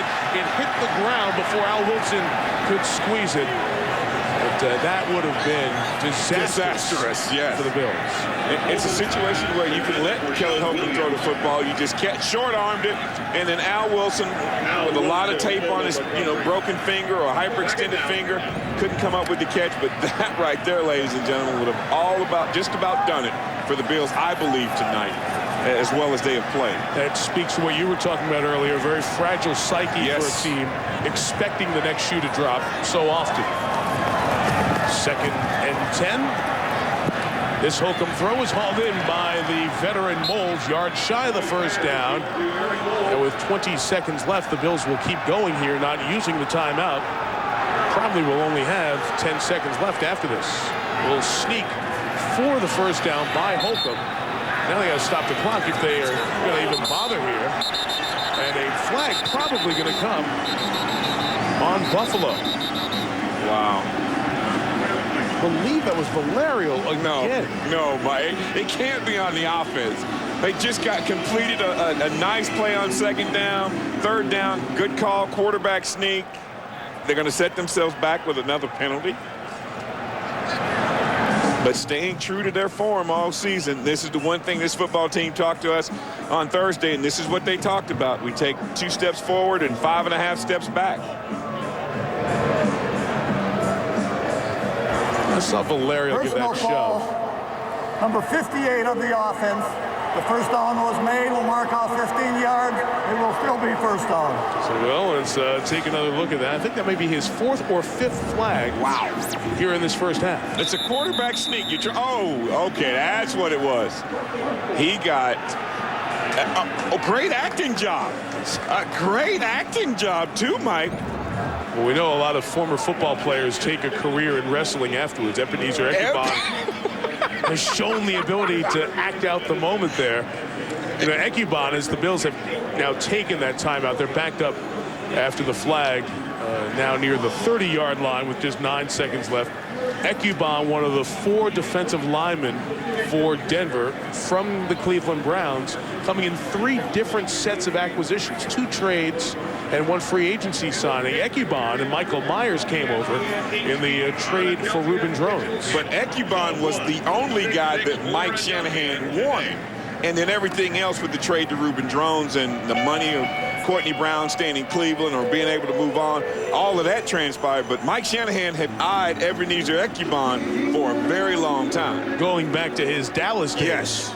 With Dallas, Cleveland, now to the Broncos. Courtney Brown and Gerard Warren were high draft picks. And this group from Cleveland, the Cleveland Broncos, as it's jokingly referred to, has done a nice job. The running stats have been effective, but in part, those are skewed by a Denver team that has taken early leads this season a lot. Yes. And the teams trying to catch up have been in pass mostly mode. Sean Williams will run it. So the fans enjoy this run by Williams, staying on his feet across midfield down at the 42. And they've enjoyed the extra 10 minutes here in the cold weather as we get to half, with Jason Peters, the right tackle for the Bills, slow to get up, but getting up under his own power as we get to the end of the half. Here's Susie with Mike Shanahan. Mike, what's the most unexpected thing the Bills threw at your offense? Well, they put a little pressure on us. They dared us to throw the ball. We haven't been very consistent. Then they backed off a little bit there in that second quarter. So we just got to keep our poise and kind of go back to basics. Thanks, Coach. Okay. Susie, thank you. Ralph Wilson Stadium in Buffalo, tough, but Rod Smith, certainly something they saw in the game plan as a possibility to succeed, catching 9 of the Jake Plummer 10 completions in that first half. I would have never guessed that they would come out and throw the football as well to Rod Smith as they have, and he has had a fantabulous night. I told you in the opening that he is an outstanding receiver. Ryan Lindell kicks it off to start the third quarter. Short kickoff that the Broncos will take out to the 25-yard line.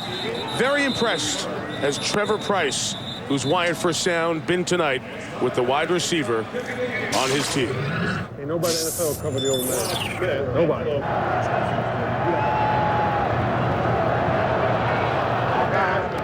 Old man gave him the stutter go.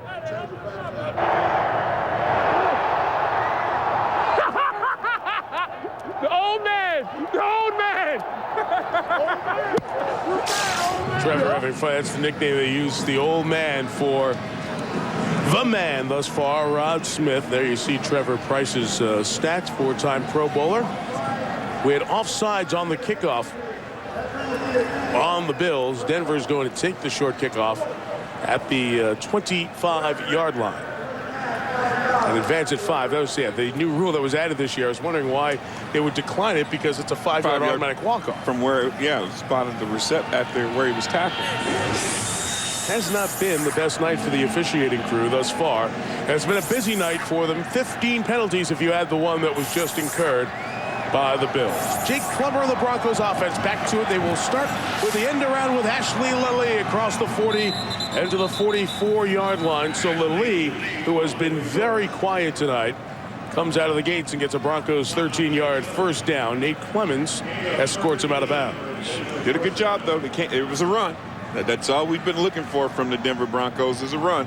And they're starting out. I think they're trying to keep the ends from crashing so much, so they're going to use the reverse to create some running lanes for the running backs.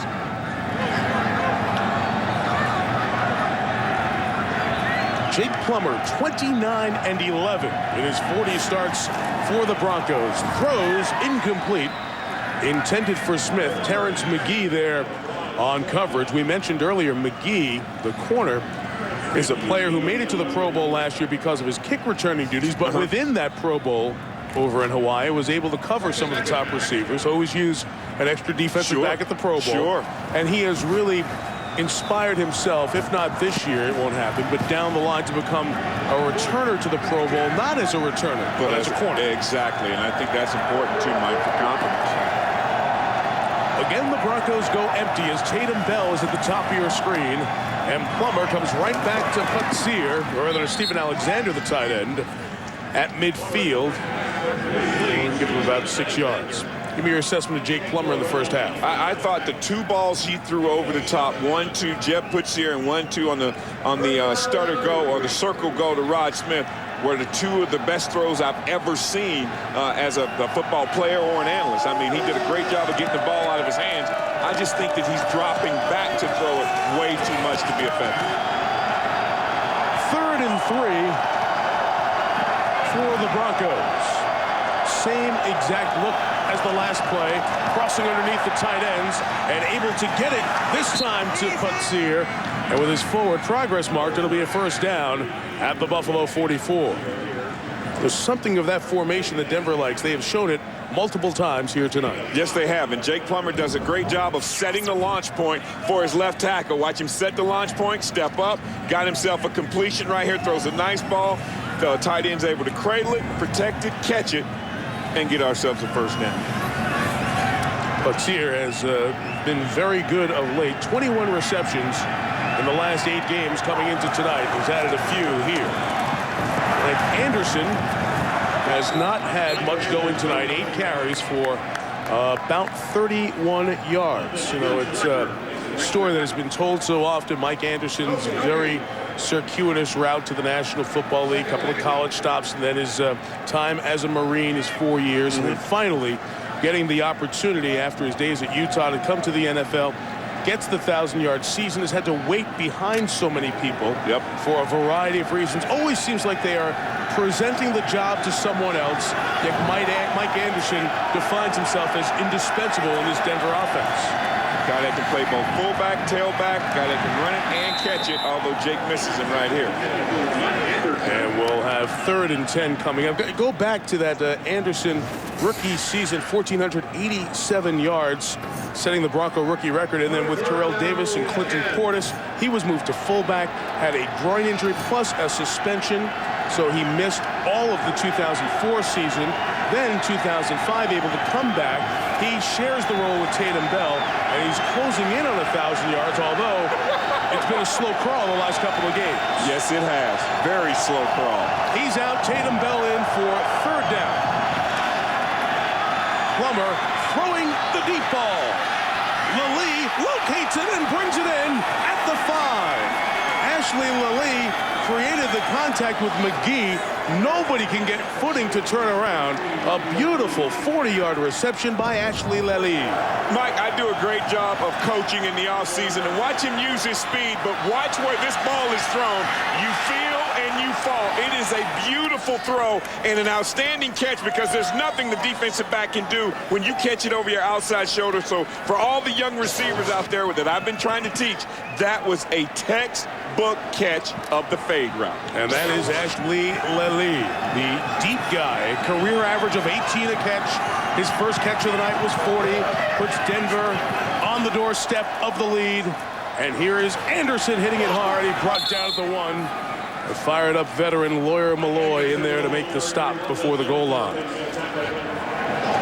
Denver's always been looking for that explosion play. Tatum Bell was able to give it to him out of the running game. You know, Ashley Lally, what you just mentioned, the vertical deep passing game. They need that explosion type play to flip the football field, give them their offense an opportunity for easy points. And right here, 2nd and goal, they have an opportunity to get an easy touchdown, go up 7 on the Bills team. That psyche has got to be starting to crumble. Interesting. They were trying to play the game to see who Buffalo had in from a substitution standpoint, and the clock started to run down on them, so Jake Plummer is forced to take a timeout. The deep ball to the 4th-year man out of Hawaii, Ashley Lally, put the Broncos in position to take the lead. 2, trying to break a 7-7 tie. Denver has Wesley Duke in the game as a 2nd tight end. He is very much like Antonio Gates, guy who went to Mercer, only played basketball in college, not football, has come into the NFL, is coached by the same guy, Tim Brewster, who was Gates' tight end coach in San Diego. 2nd and goal, and here is Plummer looking to the back of the end zone and incomplete. Good job by Buffalo covering the tight ends, knowing what Denver loves to do with their play-action game here. That's in the playbook right there, Mike. That's understanding situation, putting people in a great situation. They're going wide personnel, all tight ends, 2 backs, wide coming in. So it's either going to be drag slide or it's just going to be a power run right down the Buffalo Bills' throat. You say wide personnel, that brings 3 tight ends into the game and sends Wesley Duke, who we just talked about, to the bottom of the screen. 3rd and goal, and this one is for the basketball player Duke, who caught it for the touchdown. So Wesley Duke finally able to crack in. What a story he is. Tries to go for the dunk and is denied, but he has the touchdown. This is beautiful patience by him, standing at the line of scrimmage, allowing the ball to be thrown, and then running to the spot where it's thrown to. Beautiful number he's wearing. He's wearing a Hall of Fame number, so he did it proud on that play. Who wore that number? Only the greatest tight end in football. Be your brother Shannon. Jason Elam on for the extra point as Wesley Duke out of Mercer, who has been inactive most of the season, catches his first NFL pass. And in the game that the Broncos need to win to get into the playoffs, it's his first National Football League touchdown. Denied on the dunk, but into the end zone. 14-7 Broncos.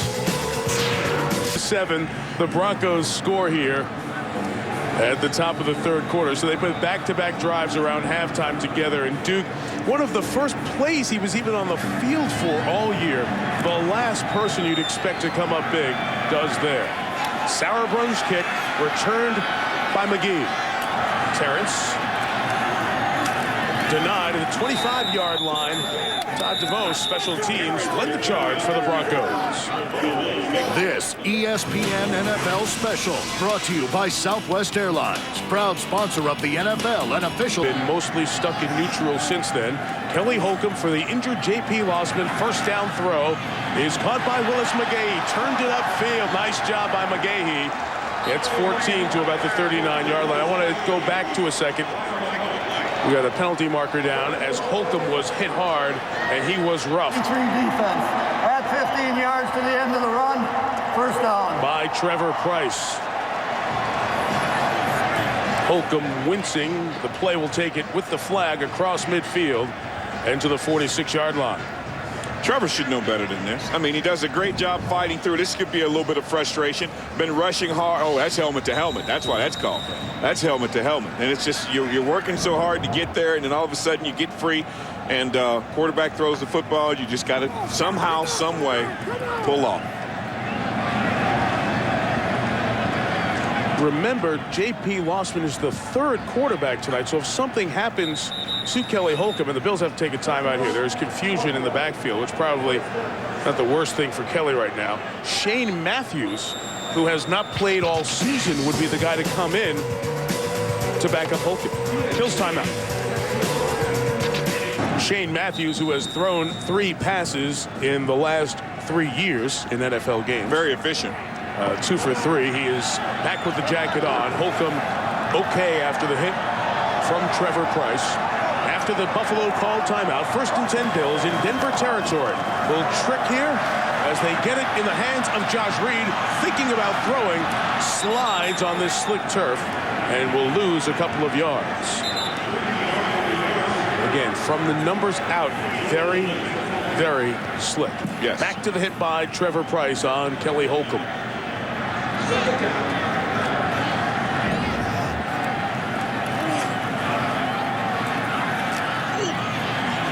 Helmet to helmet there. That's helmet to, yes, that's helmet to helmet. And he knew it. He knew it right away.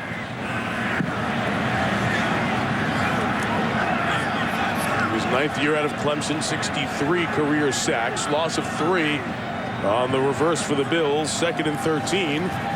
They've put themselves in reverse quite often tonight. Moles the catch. It'll be a yard shy of the first down. This is brought down by the former Michigan Wolverine, Ian Gold.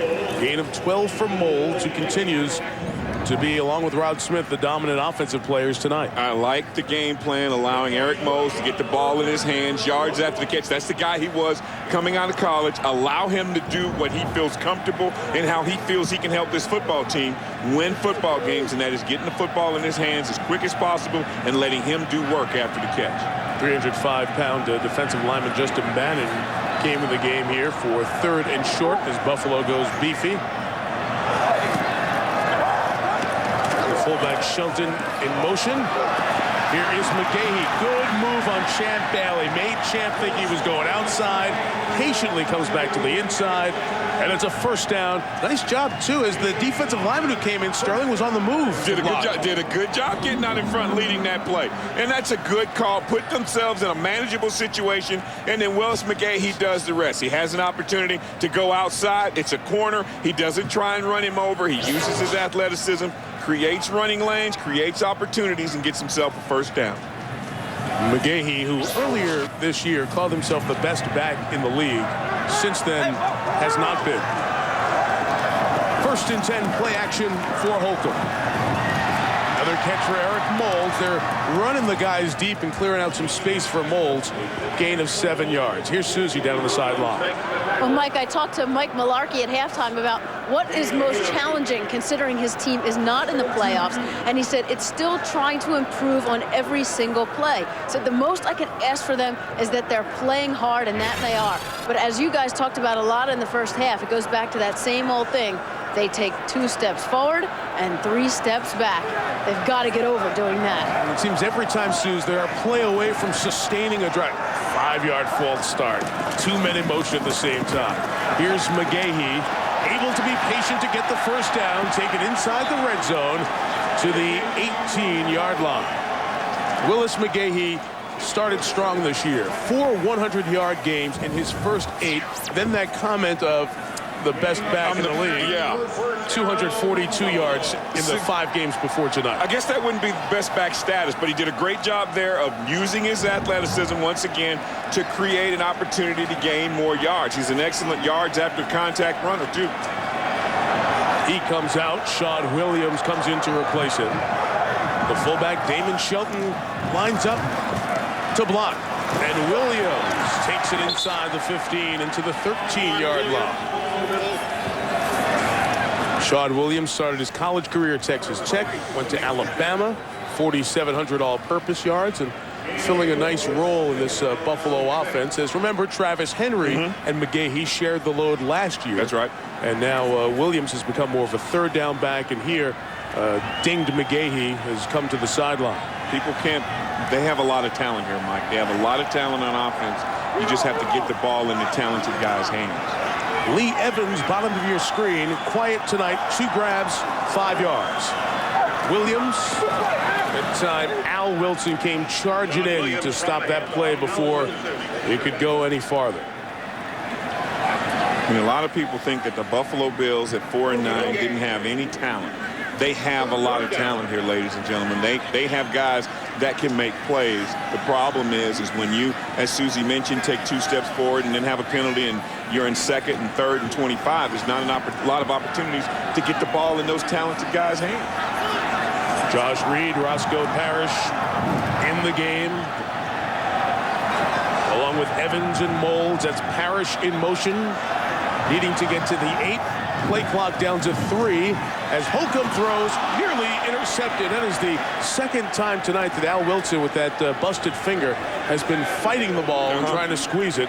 Field goal attempt coming for the Bills. And they do a great job of showing pressure and then having Al come out. He's the only guy in the middle, and he's free and does a good job of reading the quarterback's eyes and hands and getting his hands on the football. Obviously didn't see him because he didn't move. Yeah, he didn't move at all. Right there. Well, the punter Mormon trying to keep his hands warm as he's the holder for Ryan Lindell, who will kick from 31 yards. See, it's very icy right around the place where he's got the plant here. Able to do it and connect on the field goal. Only Neil Rackers of Arizona, Matt Stover of Baltimore have a higher percentage of their team's points. Those teams haven't been good this year. Neither have the Bills. They want Jake to bring back the stash. He's got that beard going, which is interesting in its own right. Of course, as many of you know, the beard that Jake Plummer has grown in many ways stands as tribute for his fallen former teammate, Pat Tillman, who died in Afghanistan 19 months ago.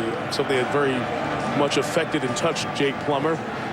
The look is a little bit different from the Snake days in Arizona, but really the performance has been pretty good. A little hooch kick here by the Bills is hauled in and very smartly taken out of bounds by John Engelberger, former defensive lineman, Virginia Tech, San Francisco 49ers. Makes a very heady play there, so the Broncos will take over at their own 30. Plummer back on the field. Last pass he threw a touchdown to an old basketball player.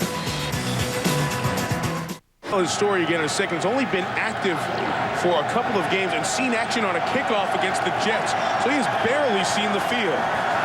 before that touchdown earlier. Plummer rolling and throwing, caught at the 45-yard line. Again, it's Rod Smith for the 10th time tonight, 10 of the 15 receptions. They take it back to that play with Wesley Duke at 6'5", using the leaping ability of the basketball star and having Josh Stammer out in coverage, a linebacker. Not great patience, Mike. And I guess it's the basketball thing to dunk it, but he didn't have the hops to finish the play, as you put it. We'll get a whistle here. Don't know if this play is being challenged by the Buffalo side. They're coming over to speak with Mike Mularkey again. Perhaps was the receiver out of bounds before it came back in. Is challenging the ruling on the field of a completed pass. All right, so the Bills will use a challenge for the first time tonight, and let's take a look at it. All right, let's see. Okay, no, that is not a completed catch. Mike, that's it. I'm standing on it's not a completed catch. I think you're 0 for. I'm 0 for like 0 for. I'm just 0 for, but I'm getting ready to get one back right here. You're going to be 1 for in about a minute. Yeah, there you go. Be second down and 10 from back there, wherever back there is. Yeah, hey, look, even the fans are agreeing with me, Mike, so I must be doing something right, although they can't hear me. So we'll take away the Smith catch, and Bernie Kukar will come over for a look.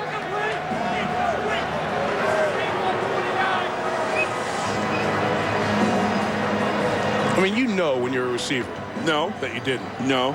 Sure Because playing the position of receiver, Mike, you work so hard at being an actor and getting yourself open until you actually lie to yourself 90% of the time on plays like that, because you come up with what looks like the great catch. Or, I mean, the guy's caught 9. Why wouldn't he catch one more? I mean, he's caught 9 already. So it's one of those things, I think, for Rod, when his foot slips out from under him trying to drive back for that football, he hits the ground.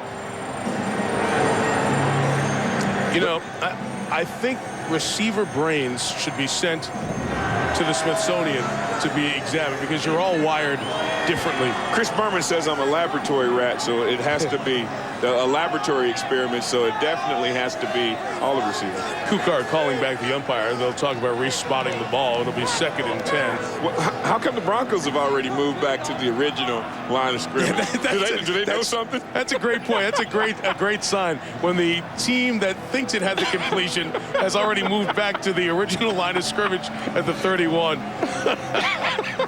Hey, one thing about these Mike Shanahan coach teams, they're very smart. They're extremely smart. And you know who it was? It was the offensive lineman. They were like, hey, guys, he didn't catch that. Move on back here. I mean, the guys who don't talk to anyone? Yeah, who don't talk to the media, yeah. You know that story. Rick Riley wrote a piece in Sports Illustrated the last week or so. Go back to the Gary Zimmerman days. Let's see, I don't think there's anything here that would lead you to believe that it's anything but a reversal.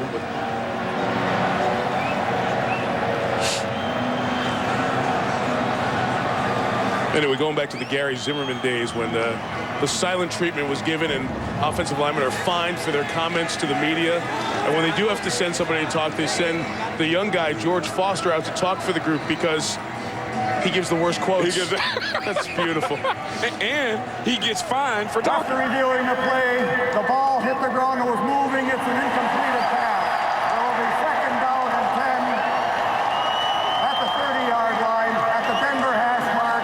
Put 5:03 on the scoreboard clock, and there's no charge timeout for Buffalo. Yeah, they had to go back and determine. Thank you, Bernie. They had to go back and determine the time on the clock because after the completion, it continued to run. Right. So Mike Mularkey wins a challenge. That is the 3rd time in 8 challenges this year that a Buffalo challenge has been successful. That's not real good. Or they don't challenge. Okay, 3 of 8's okay. That's okay. Mike Shanahan just he just challenges a lot. More than anyone. 9 of 14 or 8 of 14 on the year after challenging the touchdown on the first drive of the game by the Bills. After the incompletion, 2nd and 10 from their own 30. Plummer throws complete to Patsier. So the tight ends are very involved, and the penalty marker comes in. It's got to be face mask. Got to be a little bit of the face mask. Angelo Crowell, the outside linebacker, who has replaced Takeo Spikes in the Buffalo lineup since Spikes tore his Achilles week 3 against Atlanta. And Angelo has played very well, played extremely well. Doesn't have the continuity that Spikes and London Fletcher had with Jeff Posey, but he has played very well since... Illegal contact on the defense. That's a 5-yard penalty and an automatic first down. Wow. Not a face mask, but the 5. So I tell you what, You're Mike, still Mike, I'm just going to stick to the action. I'm not guessing anymore. I can't see. If Sterling's on your Christmas list, no striped shirts for him. Glasses, please. Crowell's done a nice job for Spikes, but what they've missed with Takeo Spikes this year has been a lot of the emotion and his veteran play, and it's put more on the shoulders of London Fletcher, the middle linebacker. On the run, Bell. Tatum Bell down the sideline, couldn't keep his balance, but out of bounds at the 43-yard line. It's a first down. Kyle Johnson, the fullback out of Syracuse, helped pave the path. Gain of 22. Once again, you bring your big hitter in, give him a short crack, gets in there, breaks an arm tackle, and now it's outside down the sidelines. There's that change of pace. There's that change of field position. There's that explosion-type play that the Denver Bronco offense has grown to expect all season long. There you see what the two running backs have done tonight. Just 15 rushes by the Broncos of their 45 plays, but Bell at nearly 6 yards per carry. He's in some rare air with his yards per. Very rare air. Runs it inside to gain just a couple. Chris Kelsey there on the tackle. You have to go back to Barry Sanders. Wow. In 97, when the Detroit Lions actually put a competitive team out there. They were actually good. When Barry averaged 6.1 yards per carry, the last time that you saw a running back average that kind of number within a season. And Tatum Bell is at 5.9 per carry coming in here tonight. And Barry was a starter and got a chance to set up defenses as well. This guy's only getting 12 to 15 carries a game, and that's a pretty impressive average. 2nd and 9 for Jake Plummer. The throw this time is caught by Rod Smith, who put the ball out to maximize the distance on the reception. That will now be his 10th on the evening. Watch his hips drop. Look at that. Shoulders over his knees. No slipping going on. You said that was a slick part of the field. Rod Smith knows that. Outstanding. I keep telling people I'm an old school receiver, so I'm all about technique. I'm a tactician, and nobody does it better than Rod Smith. Shoulders over his knees, drops his hips very well. I mean, for young guys coming into this league, a lost art is the art of running a route. 10 of the 15 completions for Denver tonight for Smith. Deep drop this time by Plummer. Everything covered, and he comes back to who else? Rod Smith. Gain of Sterling, he just gets open all the time. When your technique is sound, Mike, when your technique is sound, you have an opportunity to win in all kind of field positions against all kind of competition. Watch this. Bam. Everything stops and drops, comes back to his quarterback, presents himself, and he gets the football. We got ourselves another catch. And what a role he's playing. Very much of a mentor, especially at this crucial time of the season. Denver trying to win tonight and get to the playoffs. 2nd and 1. Here is Bell. Enough for the first down to the 22-yard line. Susie? Well, at this point in the season, you just can't underestimate the value of that veteran leadership. And you guys are talking about Rod Smith. He's constantly coaching and mentoring. He says to the guys, I know at this point in the year you're tired. Just give me 2 more months. Let's be dedicated to each other. And he said, this is when Shannon Sharp always did the most talking. He'd say, everything I've got is for you. Emphasis on most. Shannon did talk the rest of the season. Yes, he did. He did a good job of that, too. But the communication from these veterans to the guys who haven't been through of what a run in the playoffs takes. Anderson has been through it. Mike continuing to move his legs as the Bills find themselves back in the red zone defensively, down at their own 14-yard line. Talk about Smith and his career. Undrafted free agent out of Missouri Southern State, Division II program. He's turned in a couple of Pro Bowl seasons, the all-time leader in receptions, yards, and touchdowns for the Broncos, and doing it again here tonight with 11 receptions. I like what he said to Jake Plummer and understanding what his role was on this team. He told Jake Plummer, you can be good by yourself, but you can be great if you let us help you. And it's so interesting to listen to Rod come in and talk to us about the importance of the running game to the passing game. This is a balanced football team, although you're not seeing it tonight. This is a very balanced football team that once they get into playoffs, will be scary. Wesley Duke, the tight end, back in the game. Second and short.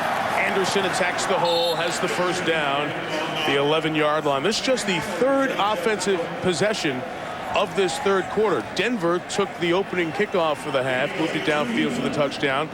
Mike Shanahan's team going up 14-7. Buffalo responded with a field goal, and after the short kickoff, Denver has taken this drive from the 30 and advanced it some 59 yards. Run pass, they're starting to mix in a little more runs now. They're starting to settle in to their true identity. They're starting to heat Mike Anderson up, start to get him to run downhill a little bit. This is where the offensive line should take over.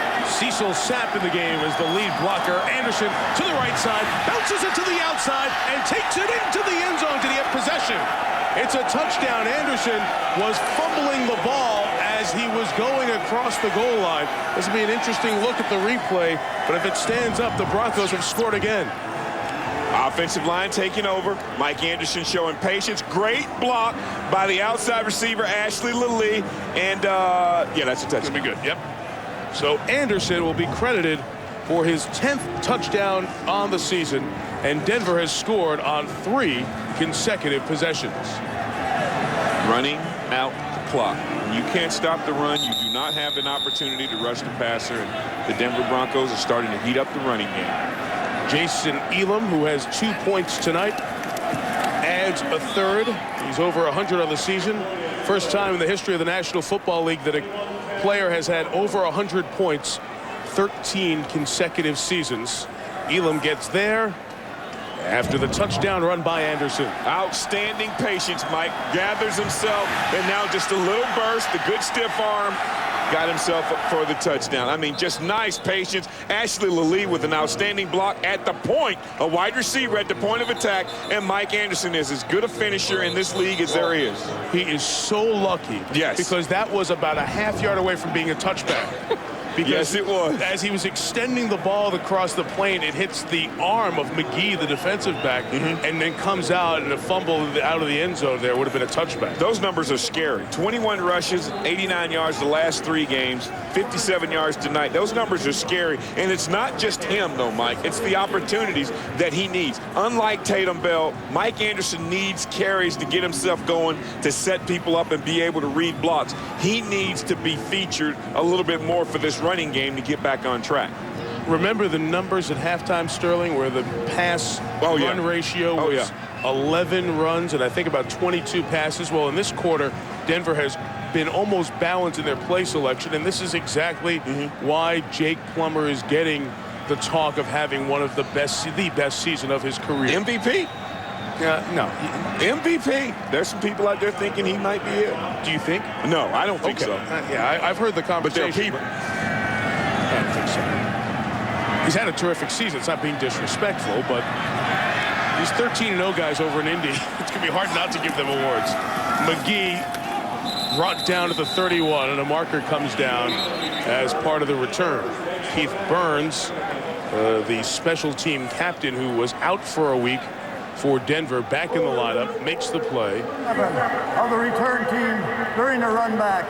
10-yard penalty, first down. The 11th penalty on the 4-9 Bills this year, and you have the sense right about here there you go, that the Bills could be in trouble. The psyche is starting to accept cracks now if the Bills want to.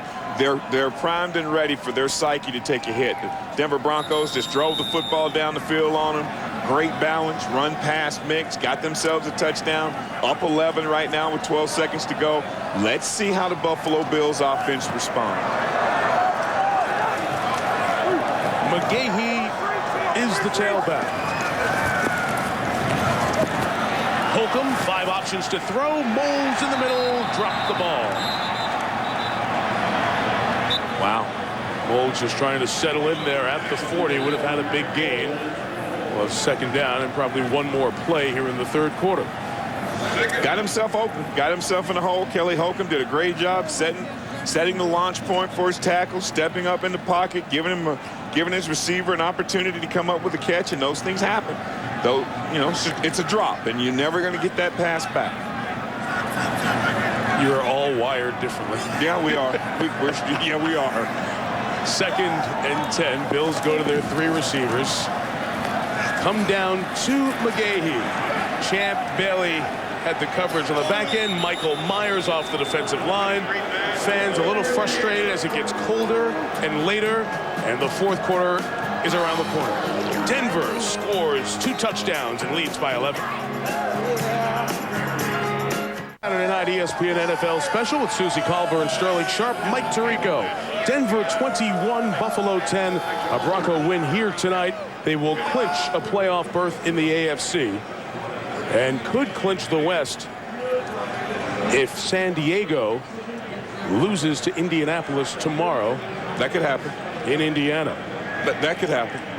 So far, it's been a pretty good run. 13 in a row for the Colts, going for 14-0. And poor Tony Dungy, he has a wonderful job, but a lot of people are trying to play Tony Dungy because everybody gets asked, what would you do? What would you do? I think you have to play this one to win, and then you start to look to see how you can balance. Seems to be the consensus from a lot of people inside football as we asked them over the last couple of weeks. 3rd and 12 to start this 4th quarter. Buffalo scored a field goal on its only other second-half possession. Kelly Holcomb throws to Shawn Williams. Can he get there? No.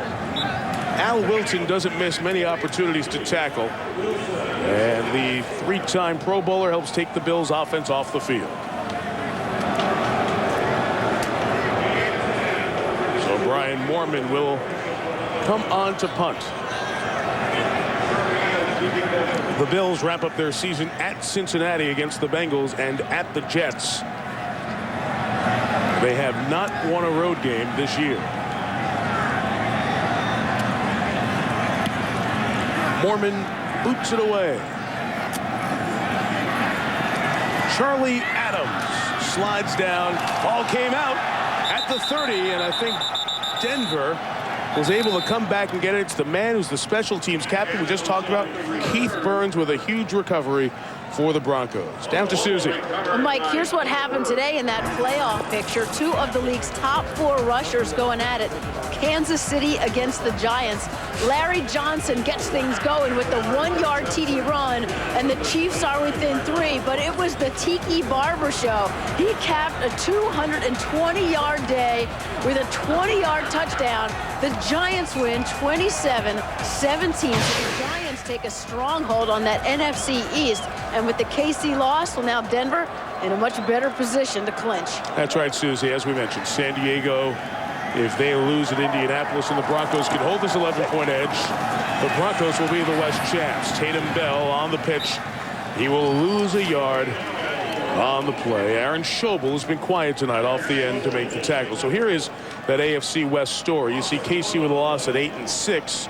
Once Denver gets to 11-3, they will be uncatchable for the Chiefs, and same would be true with the Chargers. Remember, Denver closes the season at San Diego on New Year's Eve. The Broncos and the Giants playing their final 3 regular season games on Saturdays.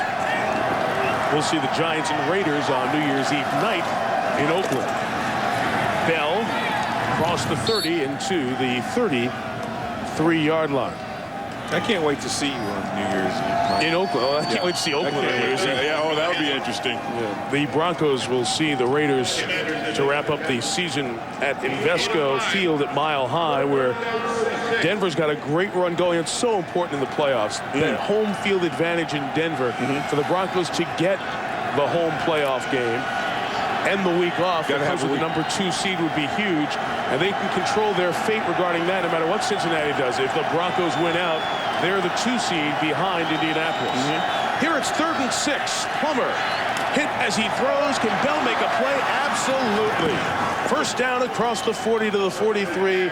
Angelo Crowell had a shot Tatum Bell made a better play. And that's when we talk about decision-making by Jake Plummer, because he makes the decision that he's going to hold on to this football as long as he can, get it out to his check down, and Tatum Bell does the rest. Let everyone do their job, and you create a successful offense. The Denver Broncos in the second half of this football game have done just that. Tatum Bell playing now in the second half and doing a very fine job of getting out in the route, presenting himself, making the catch, and getting the first down. Keeping another drive alive. The Broncos have been a much more balanced, much more effective offense here in the second half. That time Bell is stopped for the loss of a couple of yards. Mike Anderson's ready to come in. Or go back to the start of the game when Buffalo was getting this Denver offense off the field. It was just a lot of passing. Then we had the Rod Smith turnover trying to get an extra yard. Since then, it's what we haven't seen from the Broncos really since the first half in Kansas City a couple of weeks ago. That's true. And what you see, Mike, is in order to get a team off the field on third down, you got to have them in third and long yardage. The Denver Broncos have managed to stay in short yardage situations to where they could possibly run the football or throw a check down like they did just a second ago to a running back like Tatum Bell. Second and 12. Pressure on from Fletcher, but the pass is caught by Putsier, who lost the football on the way down. And let's see if the Bills come up with it. They had to have come up with it. There's no way that Jed got this ball back. Terrence McGee knocked it free. Said White pointed the wrong way. White would mean Denver ball. And somehow the Broncos come out of there with possession and a first down. And a lot of people would think, you know what, at 4-9, that's why those things happen. I mean, breaks just don't go your way. But Sears taken enough big hits this year. Doesn't seem like a huge hit that brings this one out. I think he just drops this football, Mike, just squeezing it so tight. It's hard, it's cold. He goes to wrap it up, and I think he just, that ball's out, and gets knocked right back to him. Troy Vincent had it there, but Putsier was able to have it come right back to him. Win the battle. First and 10, Plummer to the air. Steven Alexander this time brought down to the open field by four-time Pro Bowler Lawyer Malloy. And you see what we have here, Mike. We have second short yardage, 2nd and 5. Now you can run the football, you can play action pass. The defense is at the mercy of whatever play. I think Mike Shanahan is the best play caller in football. I know I played for Mike Holmgren, doing an outstanding job in Seattle. Played for John Gruden and those guys, but I think Mike Shanahan does the best job of feeling and calling plays for his offense. Certainly has mastered the art form. Plummer being chased by Bannon and Adams. There you go. It's as Susie talked about in the first quarter. Just throw the ball away, live to see the next down. Yes. There's a penalty marker down back in the secondary. Looked like a double move from the Denver wide receiver, so an opportunity for Ashley Lilly. Ran a little swirl route down at the bottom.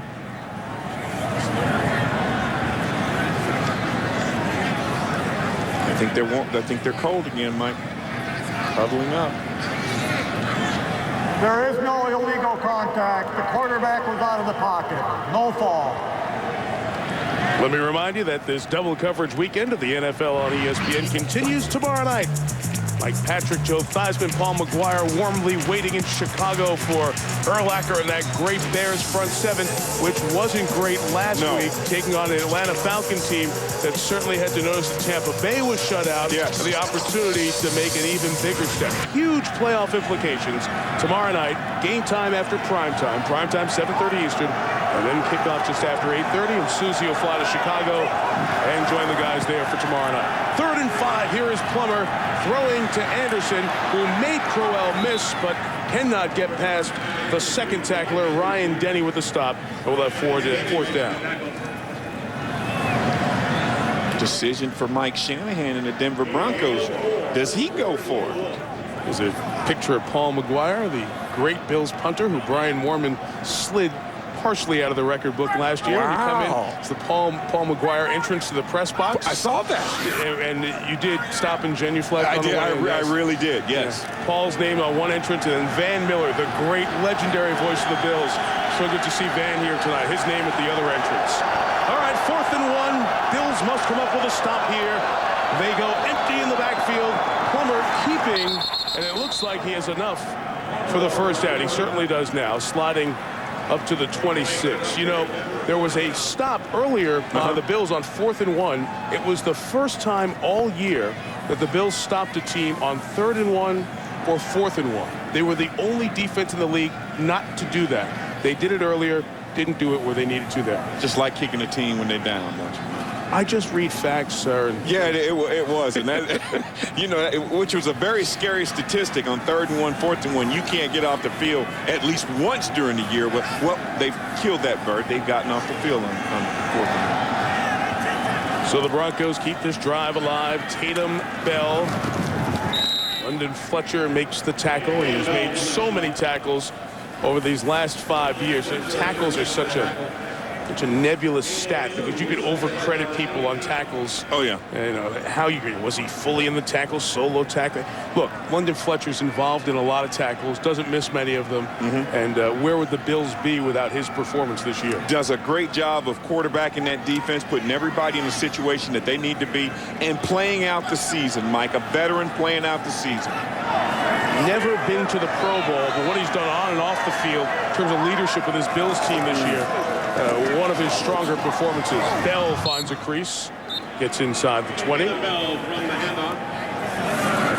Pro Bowl balloting done by the Broncos before they made the trip here to Western New York last night. The Pro Bowl teams to be announced next week. And these were always the games you think about them over the years. Yes. Sunday night and Monday night. If you play well there. Last chance to impress, Mike. Yeah, last chance to impress. And, you know, it's one of those things that if you get an opportunity to go, you definitely want to go again. But did you see D'Angelo Hall in the Monday night game? Yes. Right, aloha on the grease board. 3rd and 2. Bell going to be very close to it, but seems to be shy of the first down line. And we'll see what happens on this very time-consuming drive halfway through the 4th quarter. Get a measurement coming up at the 7:01 mark. Justin Bannon taking himself out of the game. Denver Broncos just running this clock down. Mike Shanahan is trying to figure out a way to not only get some more points, but take some more time off. Looks like regardless of the measurement, they may seem to go for it, maybe in U formation. He is 1 win shy, Sterling, of equaling our ESPN colleague Mike Ditka for 127 wins, 19th on the all-time coaching list. Only Bill Cowher and Jeff Fisher, longer tenure with their team, currently in the NFL. Foot short here. The running game will probably be called on here and has been called on a lot in this Shanahan very successful 2 Super Bowl tenure since he took over January 31st of 1995. No team in the NFL has had more yards, rushing yards, points, or first downs than the Broncos since Shanahan took this team over. And how about his football teams have averaged 142 yards a game running the football since he took over, which is also the best in the NFL over that period of time, which is amazing. I mean, so committed to the run, going against the norm and everything they do, having a lot of success running the football. Play 13 of a drive that started some 7.5 minutes ago. And the Broncos will take time out. They have 1 remaining. Looking to apply the knockout punch and punch their ticket to the postseason. There's mutual funds, IRAs, college savings from T. Rowe Price. Invest with confidence. Dockers, men, women, home, dress to live. Burger King, who remind you to have it your way. And Kia Motors. Kia, the power to surprise. Good football fans, good people up here in Western New York, frustrated that their Bills will miss the playoffs for the 6th consecutive season. And with Cincinnati getting into the playoffs this year, only Arizona has a longer drought of not getting into the playoffs. Play 13 of the drive. 4th and inches.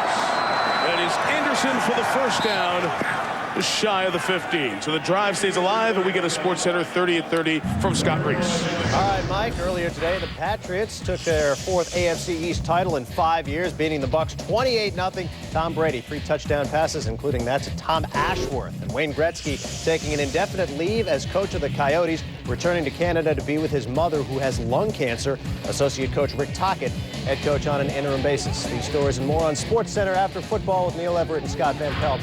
Mike, take us home.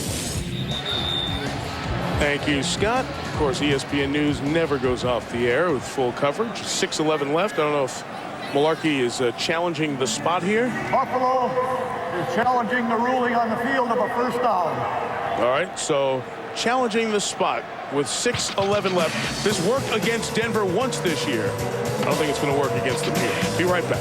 Oh, the latest replay, Bernie Kukar confirming that this spot is correct. Mike Anderson does pick up the first down, just shy of the 15-yard line. So Buffalo loses a timeout. They're down to 1, down 11, as Denver gets set to run play 14 of a back-breaking drive. Story of this game, Buffalo jumped on top 7-0. Broncos scored on the last possession of the first half for Denver, and then came out of the locker room with touchdowns, 2 of them in the third quarter, and has essentially kept the Buffalo Bills offense on the sideline, although Buffalo did respond with a field goal drive of its own in the third. Exactly what we thought Denver would do, come out and establish themselves as a better football team at this present stage. Not only are the yards more, Denver with this play will have run 20 more plays in the second half than Buffalo. It is Anderson who has a touchdown already, pushed out of bounds right by the 5, and very close to yet another Denver first down. Establishing themselves and reminding people who they are. Mike Anderson is one of those guys that needs carries, and in the second half he has gotten carries. They've been able to establish the line of scrimmage. The offensive line has got a chance to run block, which is what their forte is, and there you have yourself which looks like is going to be a measurement for a first down. That's just who the Denver Broncos are. They've done it ever since Mike Shanahan has been the head coach. They've done it with John Elway. They do it with Jake Plummer. They did it with Brian Griese. Regardless of who the quarterback is, running the football is what the Denver Broncos get off the bus wanting to do. And you talk about how important blocking is in this whole scheme of things. And there are the 2 running backs who are the beneficiaries. Really, Bell doing most of it on one longer run. Rod Smith through a block there. He's such an important part of the blocking. Rod Smith is such an important part of everything that this Denver Broncos team does. And if they are to be the 2 seed, the 3 seed, whatever they're going to be, if they're going to be a factor in January, a lot of it will have to do with number 80's ability to get open and his ability to lead this team with some players who have not been through what he has been through, the Super Bowl victories, one of 5 remaining players from the Super Bowl days with Elway, including that big 80-yard touchdown grab he had in the Super Bowl as well. You know, talking to Rod this morning, he talked about his hard work. Mike Shanahan does a great job of rewarding him for what he does on the field by throwing the ball. 2nd and 1, play 15 of this back-breaking drive is Anderson taking it in to the end zone, and the Denver Broncos closing in on a return to the playoffs for the 3rd consecutive year. And again, Smith was part of the blocking. What a devastating 15-play, 71-yard drive. And watch where Rod Smith ends up, sealing the corner right there on Troy Vincent. And all Mike Anderson has to do is lower the boom and find himself in the end zone. 2-touchdown carry night for the 32-year-old Anderson. 11 touchdowns on the season. And a hug from Ron Dane, who has yet to see action, but has been a very important part of the key moments in November and December here. Elam adds the extra point. How's this, folks? 4 drives. The last 4 drives. 13 plays, 10 plays, 9 plays, 15 plays. Look at the old man seal that edge, Mike. That's what we receivers do. We just make sure the running backs get an opportunity to score some touchdowns as well.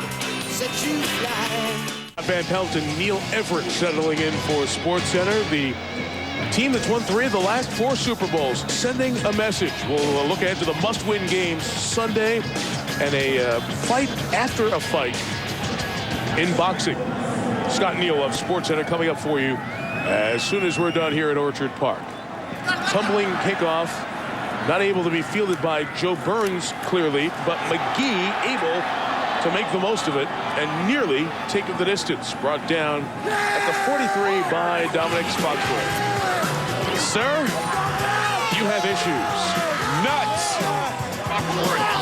Moulds has had a very productive night. 7 of the 17 Buffalo receptions for 101 yards. Of course, Moulds, as you probably know, coming back after the 1-game suspension for conduct detrimental to the team. A run-in with the coaching staff, his receiver coach and Coach Mike Mularkey that happened during the game at Miami 2 weeks ago. Suspended for the New England game. Back here today. Shawn Williams the catch there. Some question if Moulds, who has a very high salary cap number next year, is playing his final game in Buffalo here tonight.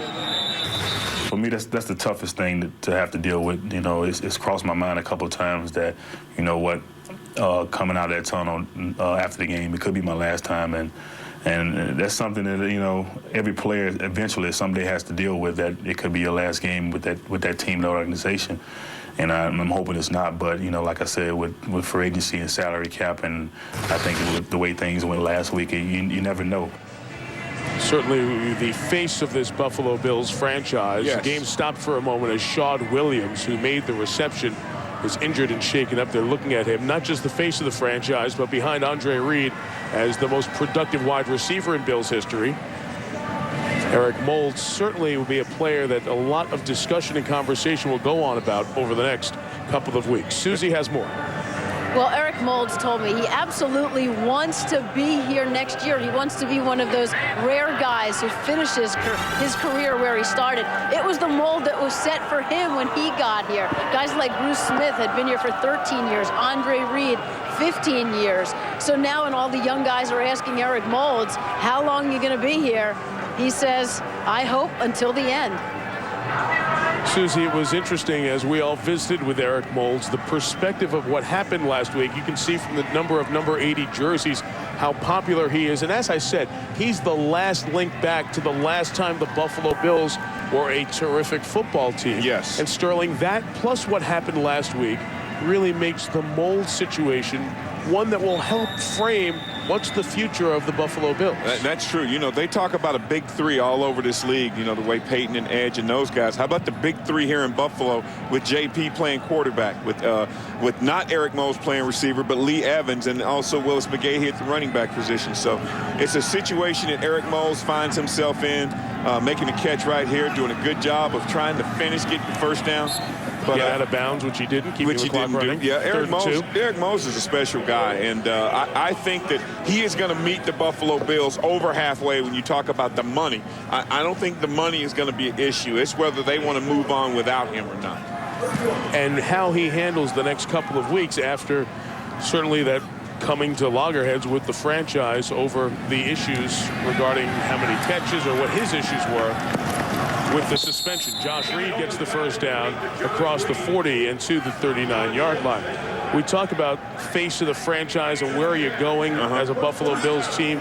Kelly Holcomb's in tonight. Jim Kelly was the face of this franchise with Andre and Thurman and all the other guys. That unbelievable number. But like we said with Elway, same with Jim Kelly. They haven't won a playoff game since he's gone. Incomplete pass intended for Lee Evans. Champ Bailey trying to get a pick in the 6th consecutive game. Now, this is unbelievable, Sterling. You go back, the Bills here have had 7 different starting quarterbacks since Kelly. We know what the 4 Super Bowl losses did to the franchise, but they were really the team in the AFC during that stretch. They haven't won a playoff game without him. And that's something that Mike Mularkey and Tom Donahoe and those guys are very well aware of. The fact that the quarterback position has not been as successful as they needed it to be. Injured Denver Bronco was trying to work himself off the field, and as we mentioned in the first half, a lot of people here want Mike Mularkey's job at 4-9. Oh yeah, 4 minutes from being 4-10. However, in talking with Tom Donahoe, whose job has been brought up, and I think people have to realize the number of injuries this Bills team sustained this year. They were not high in volume, but they were key injuries in key spots, plus the young quarterback allowed this team not to develop And that's where the Bills have gone here with this up and down, up and down. And Sterling, I would suggest that if you come in and you bring in a new coach, you know what's going to happen? Yep. You're going to have another up and down spike. You can't have 3 head coaches in 4 years and expect success in the NFL. I think you're going to have more of a down spike, Mike. I totally agree with you. And I think Tom Donahoe and Mike Mularkey are getting ready to settle this franchise down. I believe they will definitely be a better football team, more productive on offense, and they'll have a better identity than we've ever seen Buffalo Bills say in the last 4 to 6 seasons. Al Wilson was the injured Bronco. There's a delay of game because the clock ran out. However, I don't think it was properly reset to 25 after the injury. Obviously not. I appreciate that because I thought I was going to be the only guy who couldn't read the officials, but I appreciate you joining me. Well, Kelly Holcomb was upset. He felt that there should have been a reset of the play clock. So do I. 19 penalties here tonight. 12 walked off against Buffalo. Wow. 12 penalties at home. That's amazing. In the regular season finale, when you will go 4-4 here at Ralph Wilson Stadium. Bills winless on the road.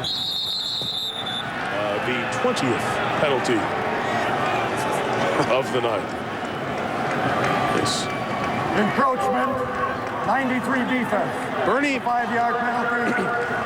Bernie's closing in on Frosty the Snowman for airtime in this holiday season. It has been a lot of Bernie here tonight. He has been on TV an awful lot tonight. This truly is Weekend at Bernie's. That was real good, Mike. It's a funny movie. That was a great movie. Not an artistic classic. No. Funny movie. This is a 2nd and 10. Holcomb throws underneath to Moles, looking for the sideline. They'll get there at the 34. Ekubon knocked him out late at 15. It'll be 1st and 10 at the 19 for Buffalo. I can't believe the penalty. I can't believe this call. I mean, it's a good call. Yeah, this is the 2nd time. Okay, maybe I can't believe the player. Yeah, the player mistake. Defense, you know, unnecessary roughness, late hit out of bounds. It's a 15-yard penalty, 1st down. We talked about Jim Kelly, and since Jim Kelly, all the quarterbacks that Eric Moulds and the rest of the Bills have had to deal with, how many of them have had winning records, we asked. Doug Flutie, the only Bills quarterback with an extensive run as a starter to have a winning record, and then Kelly Holcomb until the next 4 minutes and 5 seconds. Right now. He'll be 3-3, but nobody else a winning record in the post-Jim Kelly era, and that's the shadow of trying to live up to what it was before. Roscoe Parrish, incomplete pass as Sam Brandon that hurt. barks after the big hit. That hurt me, Mike. I mean, wow. It's one of the...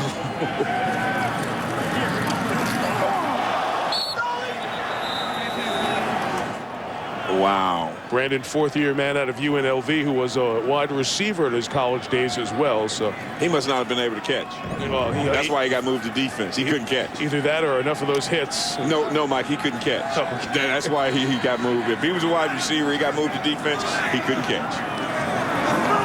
2nd down and 10. Lee Evans in motion. Evans has been shut down tonight. Holcomb comes down to Joe Burns. The former Georgia Tech Yellow Jacket Burns is in for the touchdown. A 19-yard touchdown for Burns. And the Bills need some onside kick help, but they are still alive in this one. Very nice finish. Got a great block at the point and then got himself in the end zone. Oh, yeah, he got the pylon. That'd be a touchdown. For Burns, that is his first touch of the season. He has been in 12 games, but has not had a carry or a reception, and it is his first National Football League touchdown in his 4-year NFL career. Wow. Extra point added by Ryan Lindell, 28-17, 3:49 to go, and likely an onside kick to come. Joe Burns joins Wesley Duke of Denver. First career NFL touchdowns for 2 different players here tonight. Well, you can get yourself ready for Monday Night Football with Monday Night Countdown. 7:30 Eastern. Fine show, Sterling. It's available on ESPN, ESPN HD. Then at 9 Eastern on ABC's Monday Night Football, Brett Favre leads the Green Bay Packers against the Baltimore Ravens. Al Michaels, John Madden will have that on ABC, the home of Super Bowl 40 in downtown Detroit, about a month and a half away at Ford Field. So we don't get to do the Monday night game, me and you? No, we don't. Oh. We used to do Monday Night Countdown together many moons ago. Right, okay.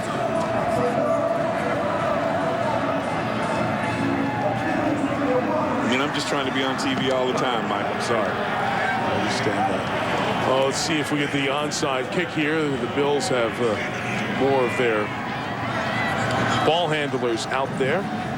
You know, I never understood that the hands team, I see the Denver Broncos hands team, and they got a number 51 and a number 54. Well, Keith Burns is the special teams captain. I want him out there. This is the hands team, Mike. You're supposed to have good hands. Well, see, we've got Jason Peters, the former tight end, who's an offensive lineman out there for Buffalo, 71.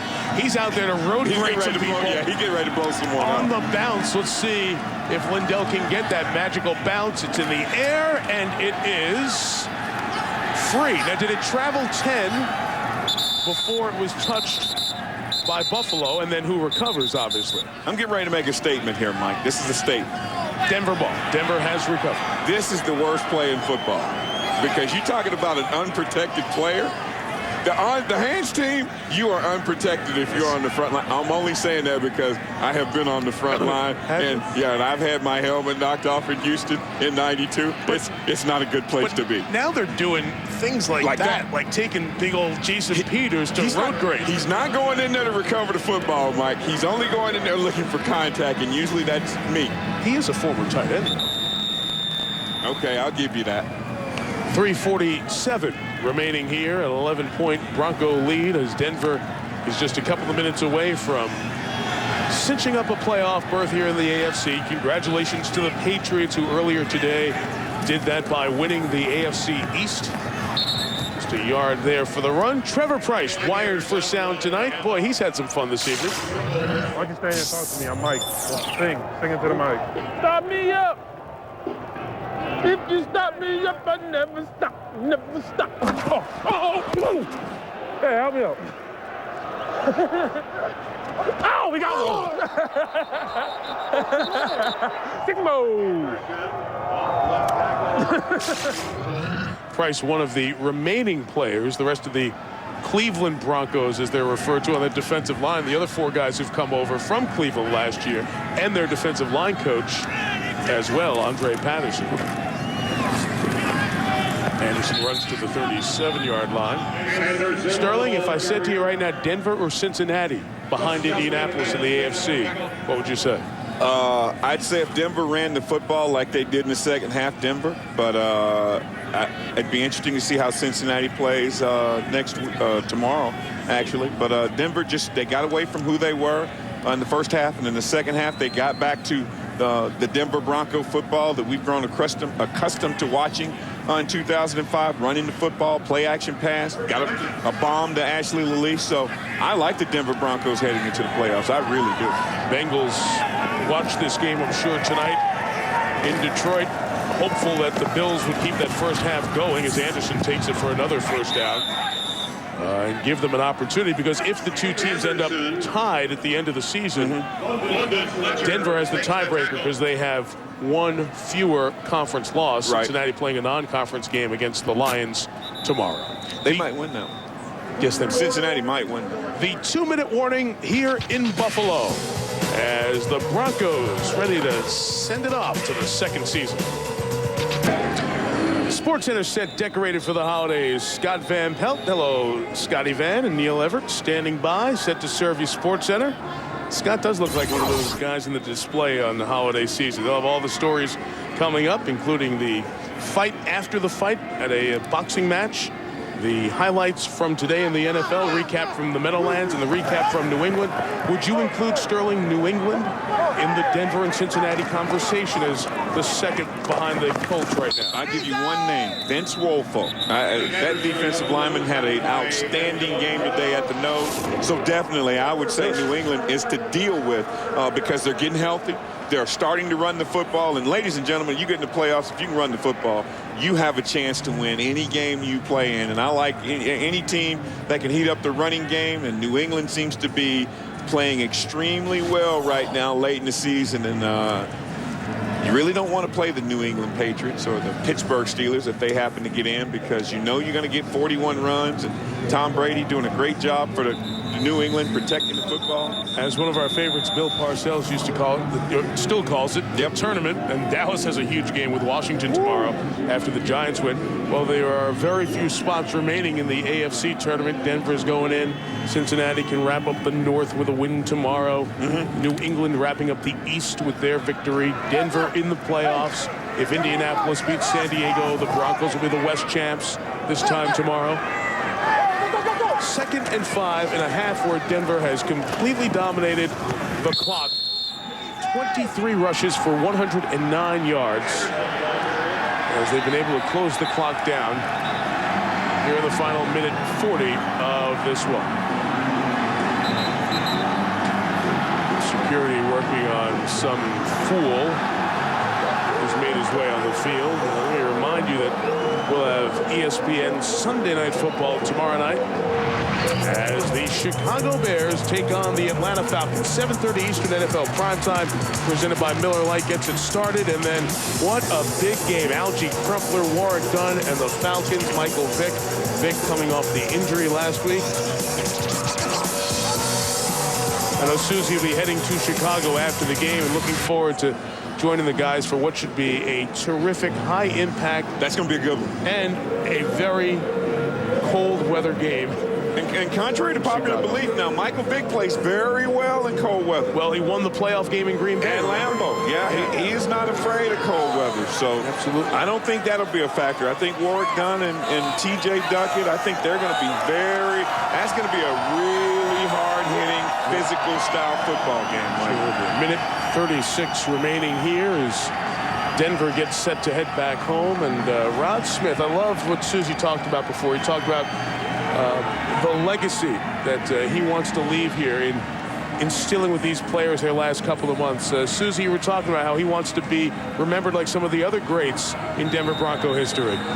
That's right, Mike. He said, my thing is I want to be one of those guys they talk about when I'm gone. The guys who left a legacy like Elway, like Shannon Sharp, that those guys are still motivating you, and they're not around anymore. And he stressed again, I was undrafted, and I've been here for 12 years. What a statement. 11 catches here tonight in the playoff clincher. Broncos 434 yards, and they've run 20 more plays than the Bills, controlling this final quarter. Anderson has the first down, and that should wrap it up. Just another couple of knees, and this one will be over here in Western New York. Good night for Rod Smith. And these are my favorites. These right here are the ones that made me stand up here in the booth, just watching him, shoulders over his knees, ball in the air, watch him find it, secure it, now try and finish the play. Right here, catching the ball, focus, concentration, strength, bringing it in, determination. Susie just mentioned it. Singular focus. You know, a lot of guys want to prove that they belong in the NFL. Rod Smith just wants to prove he belongs on the Denver Broncos football team. And for a guy that wasn't drafted, that's a very impressive career. They will return home trying to close the undefeated season at Invesco. But the Denver Broncos, for the third consecutive year, are back in the tournament. They're back in the NFL playoffs. The Buffalo Bills' home season comes to an end at 500.